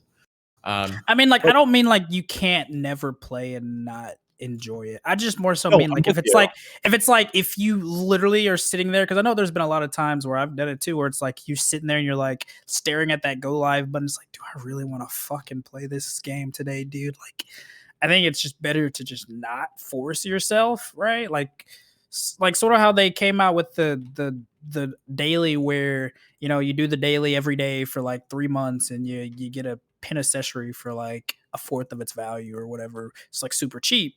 Well, it's like, I mean, I haven't done that daily in like the past 5 days. Today was the first day I did it since like Saturday or some shit, right? So it's Yeah.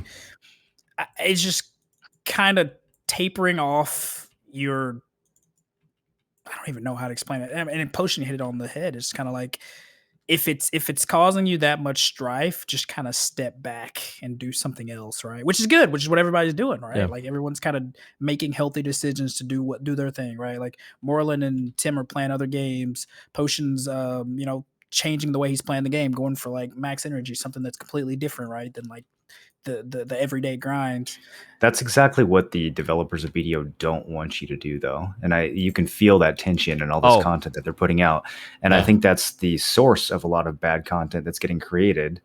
It's the mentality of, we can't let people take breaks from the game. We can't let people just play the game can for see that, fun. We yeah. have to have these tedious, mobile game style chores to bring them back in, to hook them to log in and do their dailies.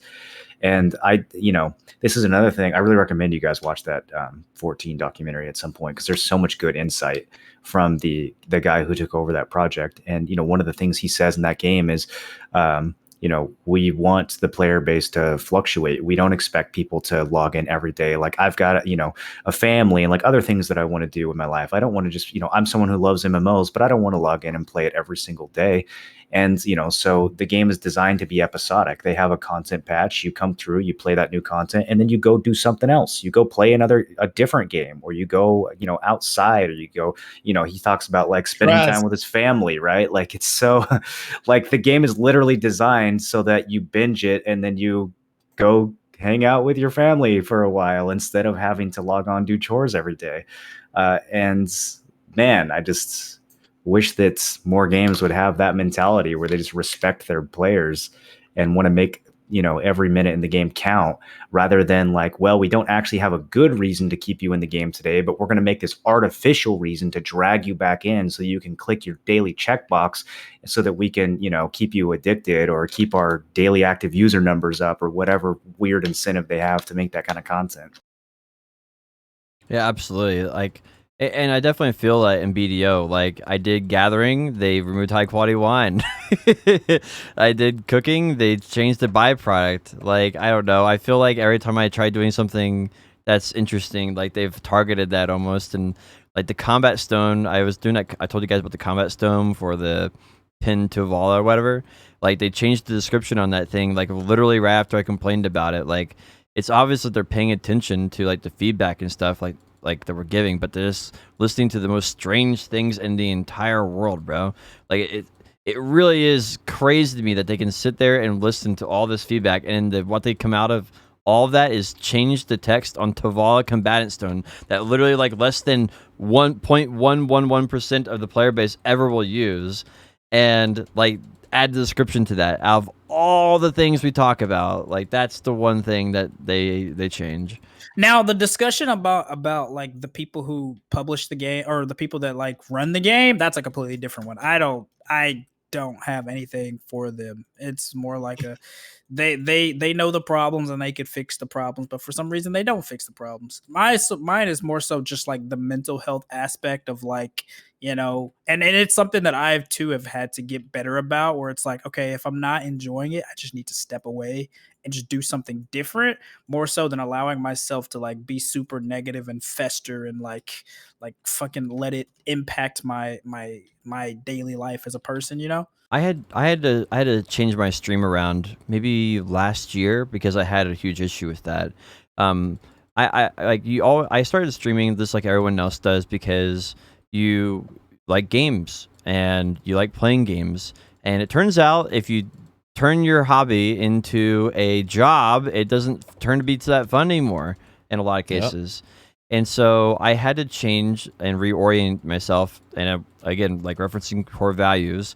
And so the way I changed is I basically made my stream not about me enjoying the game, but made it where I help other people enjoy the game. And so that's how I get fulfillment from playing BDO, and that's an unlimited resource. I could literally play BDO for the next 10 years, and I can do that, right? Because I can constantly help new players enjoy the game better, and there will be a point of diminishing returns for that, where if people are more negative or whatever. But that's an unlimited resource for the most part in BDO, as long as there's newer players coming into the game, and that's how I oriented my stream in order to like enjoy it again. Because before then, I was just like logging on. I was like, "What do I want to do today in BDO?" I was like, "I don't know," and so changing perspective doesn't seem like that's very big, because all that is just in your head, right? Nothing actually changed about clicking the go button or anything. But for me, that was just a game changer, because then I'm waking up every day and I'm like, oh my gosh, what do they need help with? Like, what can I do to help somebody out with? And it has to be something that you're internally motivated for, right? You still have to be somewhat enjoy the content. I can't just wake up and be like, it's butterflies for everyone else. You have to find something that you're still somewhat passionate about and amplify that in a way that helps other people. I mean, and I can also see it from like a different point of view, where it's like Morland's played the game and streamed the game for so many years, right? So it's like, it's especially from a streaming point of view, where it's like, if this is that's how you pay your bills, then it's kind of like you are forced to play it in a way, like even if you don't like it, because if that's what like pays the bills. But I don't know. I guess it's really weird to say, because like I'm one that doesn't believe you have to enjoy your job personally. I know there's a lot of people that's like, yeah, I have to enjoy my job, but like, I don't know. I don't really think that's really a thing. I guess it just depends on like the mindset or the person. It depends on how much money you're making. If you're making a lot of money, then your job can suck. If you're making poverty money, then your job needs to be fulfilling. You can't be unfulfilled and flat broke at the same time. That's a recipe for an unhappy, unfulfilling life, I think. Yeah, true. Absolutely. Do you think people in general are like afraid to talk about, I feel like everybody who streams or talks or just anybody in the BDO community, is basically only playing BDO.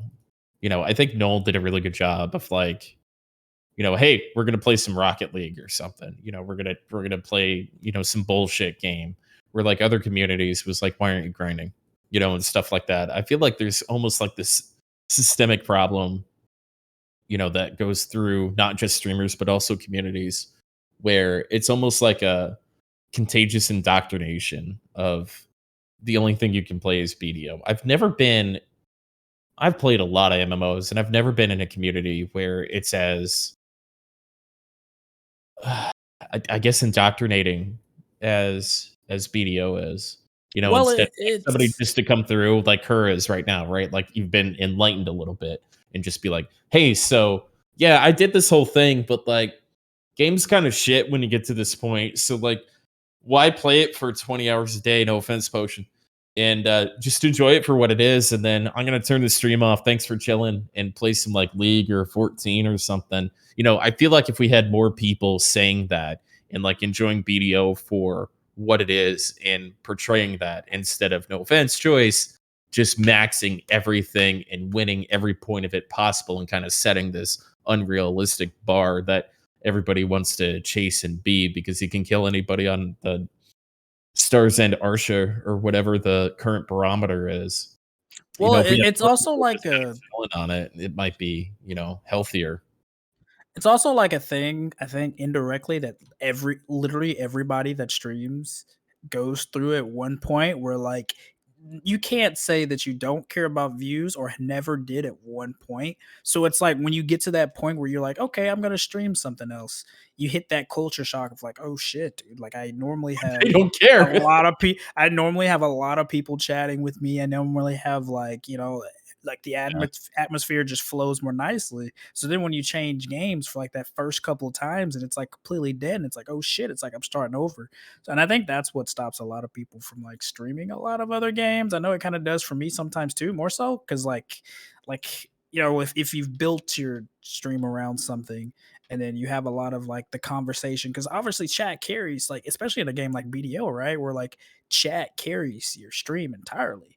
Without the chat, it's kind of like, what is there to say, right? So I feel like that's a big reason as to like a lot of BDO streamers don't really branch out, because it's kind of like a completely different beast, right? Yeah, I definitely But I that's just definitely my feel like take. that's like a big. There's a wise saying, something along the lines of fear is the greatest impedance of progress, or something like that. I don't know exactly how it goes, and I think that's definitely it. Like there has been times where I was off on my sleep cycle, and I knew if I started my stream, I would have like 50 less viewers for the rest of the stream if I started too early or too late.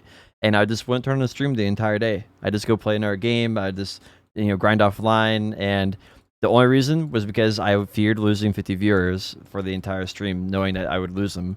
And that's definitely something I think that is very relatable, especially when swapping to another game, because everybody experiences that when swapping to another game. Well, so like the streaming side of it is almost obvious, right? Yeah. But like what kind of like guilds will do that. You know, like non-competitive guilds. They'll just be like only BDO, only BDO, only BDO, and everybody just kind of hides the fact that they could ever possibly or get shunned if you play a different game or something like that. So you're You know, gonna if do they that set new up world? other channel. So I don't know. I just wanted to make a comment about possibly the culture being a little bit I guess I the guess term I'm sticking to is indoctrinating. how do you plan on tackling that issue, or do you plan on tackling that issue with the new world and how you're running your guild or company, whatever you call it? I want to start strong is my biggest focus. Is from my experience in the preview is tell your girlfriend you're gonna chill for a couple days, get ahead on work. You don't have to take time off work, but like get home from work and play the game as much as you can. Maybe sacrifice a little bit of sleep. Do that for a couple days and then get back to normal life. Get back to your normal gaming schedule. And if the game's not fun for you and you need to play something else, and play something else. But like when the homies are pinging you, show up. But after like a week or two of like straight domination, there should be a good cadence. And I know this, I know I say that word a lot. There should be a good cadence of domination, but that first couple weeks of like putting in really good work, sowing those seeds, I think is gonna That'll be most fun too, will honestly. reap the benefits for a while. It'll be the hardest and it will be the most fun. But if people are in the position to put work aside or relationships aside or like preload that or whatever the case is, then that's cool.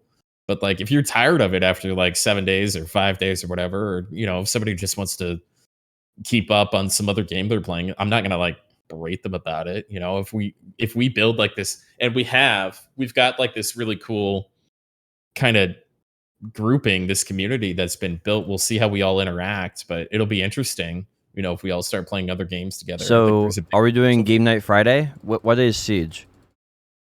Siege is every night that we get dropped on or we drop on somebody. There's PvE sieges, there's PvP sieges.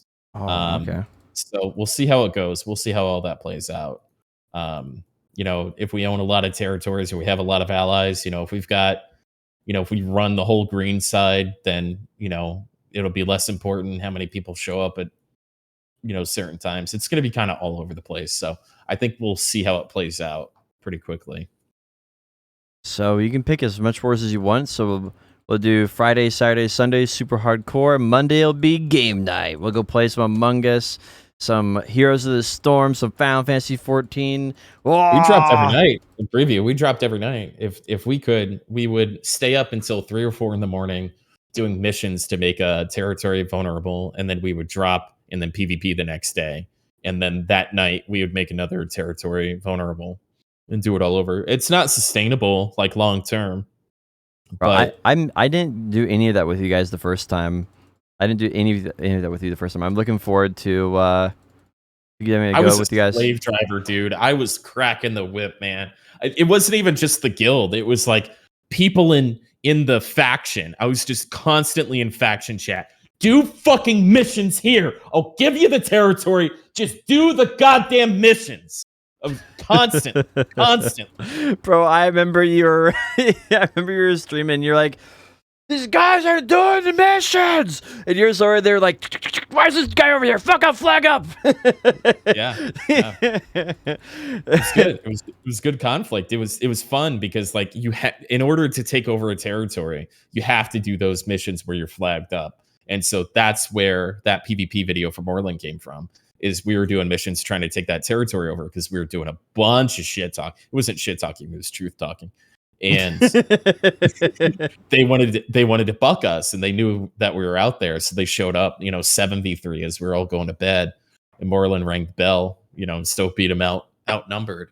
And so that's part of the PvP that they can't really take away. The conquest and all that stuff has to work that way. If so they the do people that want to right, buck us, we can take all the territories if nobody wants to fight us, and I'll be cool with that. So can you still like raise the taxes and like make it harder for people? Oh yeah, it's not that bad though. Like people will bitch about it, but it's really not that big of a difference, especially in the early game.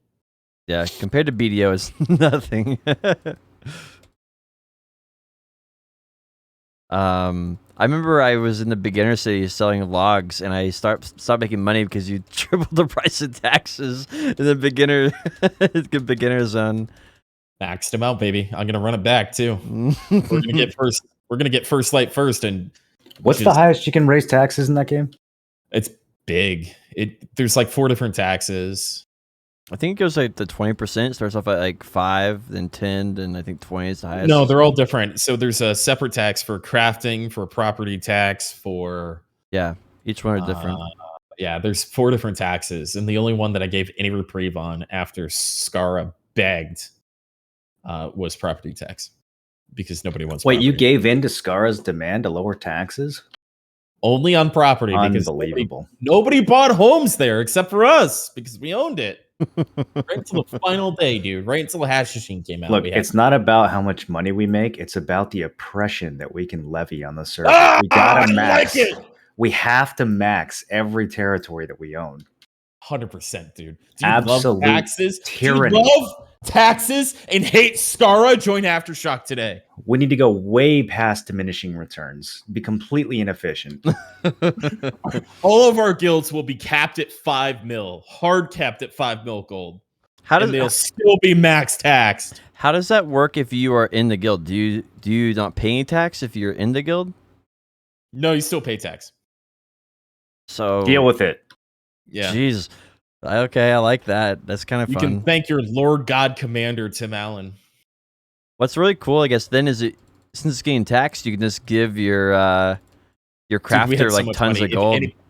If anybody asked me for money, I just gave it to him. We had so much money. I think we had 3 territories at one point. It was only for a day or a half day or something. But dude, first light with max taxes made 0 gold, so we had just nothing. We got no gold from that, so don't worry about taking care of that. It was the second territory that really paid us big. I'm looking forward to it, man. I going back and watching that video again made me really miss the game. It's gonna be wild. It's gonna be so wild. We're gonna make it wild.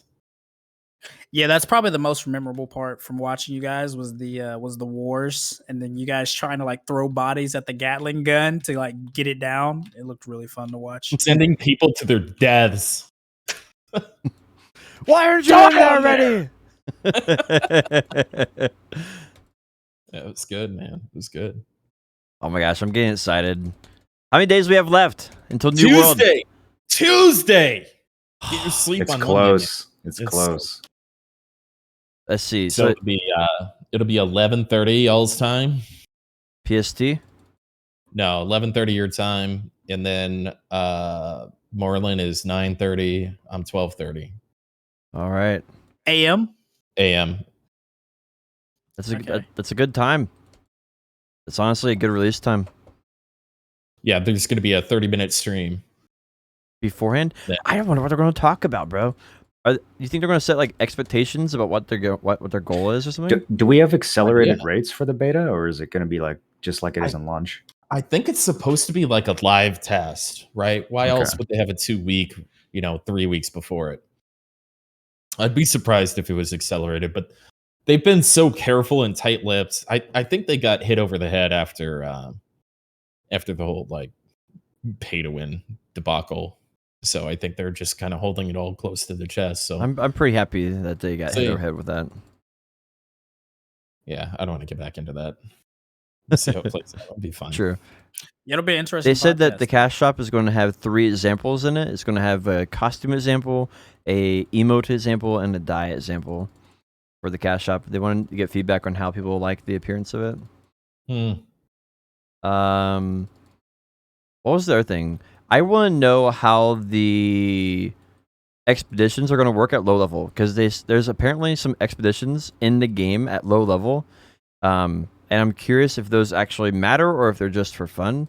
That's something I'm pretty interested in checking out, because I saw one I think at level 25 that they did, and I think I would assume there's higher ones. So they have some from what I've seen and done research on, it seems that they have some like interesting mechanics, and there's some fairly rare loot that drops from them. So, the repeatability, if you're like a WoW player or whatever, to go back and get that loot is going to be there. But if they're low level, the game has a weird relationship with levels. So it's really hard to say. Like back in the preview, being like level 36 or 39 or something was actually perfect.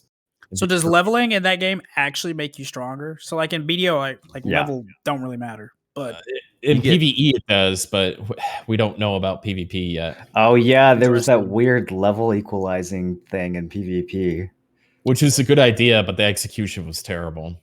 It's a little questionable. So we'll see if they fix that. But in PvE, your stats and the gear that you could use and all, like you couldn't use corruption gear and all that shit until you're 50 or 55. It was every 5 levels, I think. Man, pulling from over a year ago. A couple more days, it'll all come back to us like riding a bike. Oh my gosh, I'm ready. I did not go very hard in the preview. I went hard on chopping down trees, and that was about all I did. I chopped down trees and I mined a lot of ore, and then I want to say I made a couple thousand silver. I bought some gear for level 35 and never got to level 35. And I bought some gear for level 45 and never made it to 45, and that was, I don't know, I spent I bet like so you didn't spend much time actually killing people then? No, not a whole lot. You could kill people in that game, man. You should take the time to PvP. Oh, it was fun. I'm playing this. I didn't play the first one very hard. Like I was very casual in it. I just kind of experienced it organically, like just going through and doing stuff. But this time I'm going to actually go through, and since I'll be streaming it, I'm going to actually push to do things people want to watch, and that means I'll play it completely differently. Right? The second-rated PvP guild was like such a far cry from our skill. It was just. What was the best way to level up weapons? Like, was there like a particular activity that was good at? We would go to this dungeon in the top right corner and make like a 15-person group, and you could power level whatever you wanted. With the flame staff, whatever. Well, you'd have some people doing flame staff for the AOE, but you could just bring whatever weapon you want, and as long as you were tagging stuff, you'd get credit. Remember how hard it was that like healing XP was broken? Remember that shit? Or, like, you wouldn't get credit if they fixed that though, right? As long as you're like in the group, or you heal someone in the group, or someone that does damage. I don't know. They did something to fix it. Yeah, it was just difficult. I remember all of it. Zabby was like freaking out every pack. He's like, I didn't get XP. Bro, I am so looking forward to it, because I can't be hopeful for BDO anymore. The developers have just proven me wrong every time I've been hopeful. So it's a game that I can truly be hopeful for again. Even if the developers are incompetent, it doesn't matter to me. It's just like I can actually be hopeful for it, because I don't have any past knowledge of how stupid they are. And like I like being optimistic. Like I love being optimistic. And in BDO, I can only be optimistic about classes and Hadoom grind spots right now, and those are both questionable from time to time. So I think if you're looking for optimism, I was super impressed. I read through both of their major alpha patch notes multiple times. And, like I said earlier in the podcast, I really do truly believe they're putting in the work for this game.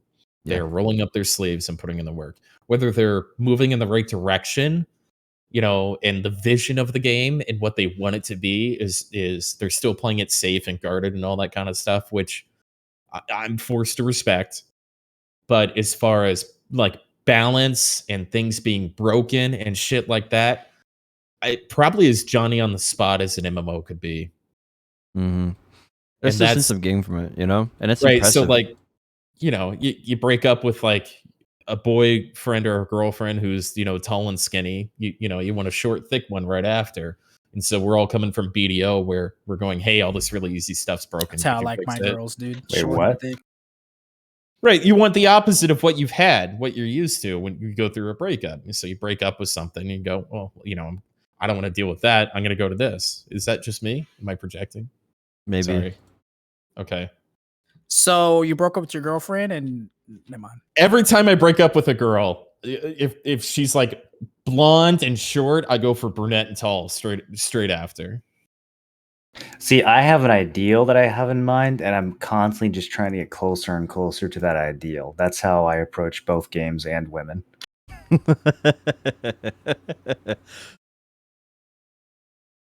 And I'm always giving up certain things in exchange for other things, but it's working towards that overall ideal. You know what I mean? No, I'm a You know pretty what I mean. emotional guy. I'm a pretty emotional guy. I just need People are like MMOs, bro. If it's good under the hood, it's probably not good on the outside. If it's good on the outside, it's probably not good under the hood. You can't have PvP Ooh, and good story. interesting. Yeah, graphics are making a good point. It's true. When are we gonna have a podcast where our girlfriends replace us? I'd have to get one first. Does your girlfriend have good graphics? She does have pretty good graphics. I'll put my Sork on screen. Dude, do you guys remember the middle school days where like the peak was like making the calculator say boobs, the math equation to like make the calculator say boobs? I don't even remember what the equation was. Bro, my TI 83 had fucking like RPG games on it and shit, dude. What the fuck? Yeah. You're one of those rich kids that had like the nice ass calculators. I went to fucking private school. Of course I did. Bro, I had It the all dollar makes sense, calculator Tim. from Dollar Well, General, hold on, whatever it hold on. was. Hold on. Think about the three of our girls talking to Potion Shop on a podcast. Just saying. I don't know And if you each get. other. I think one of you would end up single. Ooh, what a Chad, bro. Respect. Is that, Respect, bro. wait, is that what he meant? I actually respect that. It's to steal your girl Potion Shop, baby. If you meant that the way you said it, I fucking respect it, dude. Of course An he did. actual Look at that Chad. grin. He's like, yeah, I'm gonna steal one of your bitches. 100%. Oh my god. Just Wow. one? Potion guap. Wow. Damn. On that note, that was episode 53 of Nerds and Words.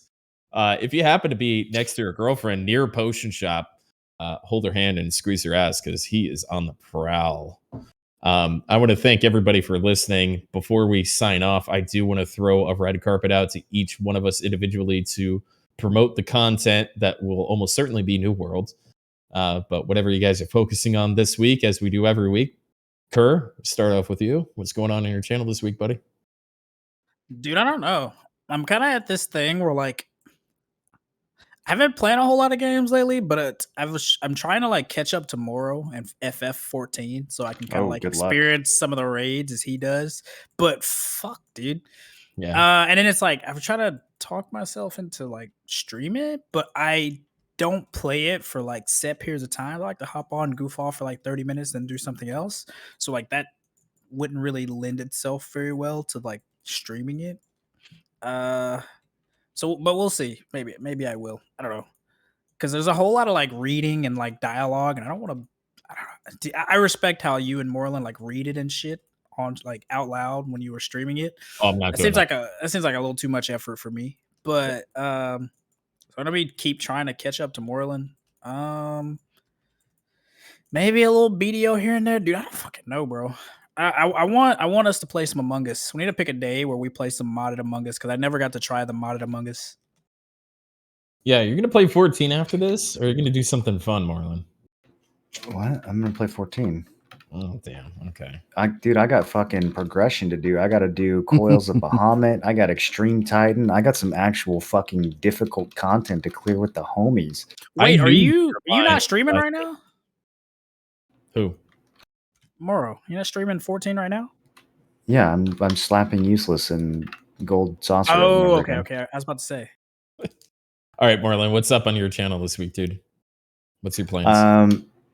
Lots of 14. We have a bunch of progression that I'm doing with the homies. It's been super satisfying, very challenging, very fulfilling to actually beat. I'm getting into the story. The story's starting to pick up, getting towards the end of the base game and towards the first expansion. Yeah, I don't know, man. Like, the more time I spend in this game, the more I like it. So I'm just going to keep doing that. When New World comes out, I'll be going super hard for at least a few days in the beta. I don't know if I'm going to play all 12 days or whatever, but we'll definitely go pretty hard and get everything that I need to know kind of ready for the actual launch. So I think that's the plan. Potion, how about you, man? Which girlfriend of ours are you gonna steal? I haven't decided yet. So I've been going for 110 hours for my 1,111 hours for my Infinite stream or subathon. Currently got 19 hours and 40 minutes left on the timer. So getting close, maybe. Well, chat always decides if we're getting close or not, but it seems like we're getting close to the end of the subathon. So looking forward to maybe changing up, not waking up the BDO for a day. But I have enjoyed the entire thing. As far as like I'm planning on doing, planning on streaming BDO, and then the day before BDO, catching up on Lost Ark or New World news and seeing what's going on with all of that. And then we'll be playing that every single day for the first week. And I'm probably taking off Sunday. But yeah, it's basically. Are we gonna be in Discord during that while we play that? Yeah, that's the best part, dude. You get to we'll be in the aftershock this week. I made a stream. And hang out. Yeah. We'll have to have multiple channels. It's going to get way too chatty for streaming. We'll have to have some general chatting channels and then some comms open channels. Cool kids and losers. Well, it's just not fun to stream a channel with 30 fucking people talking all the time and then everyone's talking over each other. Yeah. We might have a private channel, but so for me, as I said a couple times before, I'm going to do a subathon for New World. I'm going to go super hard every single day that I possibly can for New Worlds. That is my calling. I want to learn as much as I possibly can. I want to dominate as many people as possible, and I want to be one of the best that I possibly can. So I'm not really going to stream until Tuesday. I think I'm going to play a little Dark Souls right now just to kind of chill and, drink and Friday night kind of stuff. But I'm not going to stream again until Tuesday. Keep cleaning my house and getting some sun. I'm so proud of my sunburn, man. It tanned up now, but I was a lobster, dude. It was awesome. Got some yard work I'm going to do and shit. I'm having a good time. So, Did you find the DLC yet? No, I haven't played since last week. I really haven't been playing video games. Don't beat the game without finding it. I might need to have a hint, but I'm not there yet. I think I'm gonna go back and try to kill the wolf. I think. Good plan. Yeah, I think that's the right move. But so we'll see. I've had a couple old fashions. We'll see how it goes. But on behalf of Kerr, Potion Shop, and Moreland TV, my name is Tim Allen 1337. I want to thank everybody listening live on the respective channels, Potion Shop's YouTube or our Spotify. Appreciate you guys for watching, listening. Hope it was entertaining. If you guys have comments, go on over to Potion Shop's YouTube. I check it and respond to you guys as well as he does. We are behind on the Spotify uploads because Potion Shop doesn't know how to stop streaming, but he will be done relatively soon and catch up on that, he promises. Regardless, on a personal note, super fun I look forward to this every week, guys. Appreciate y'all. Have an excellent week, and we'll see y'all on the other side. Cheers.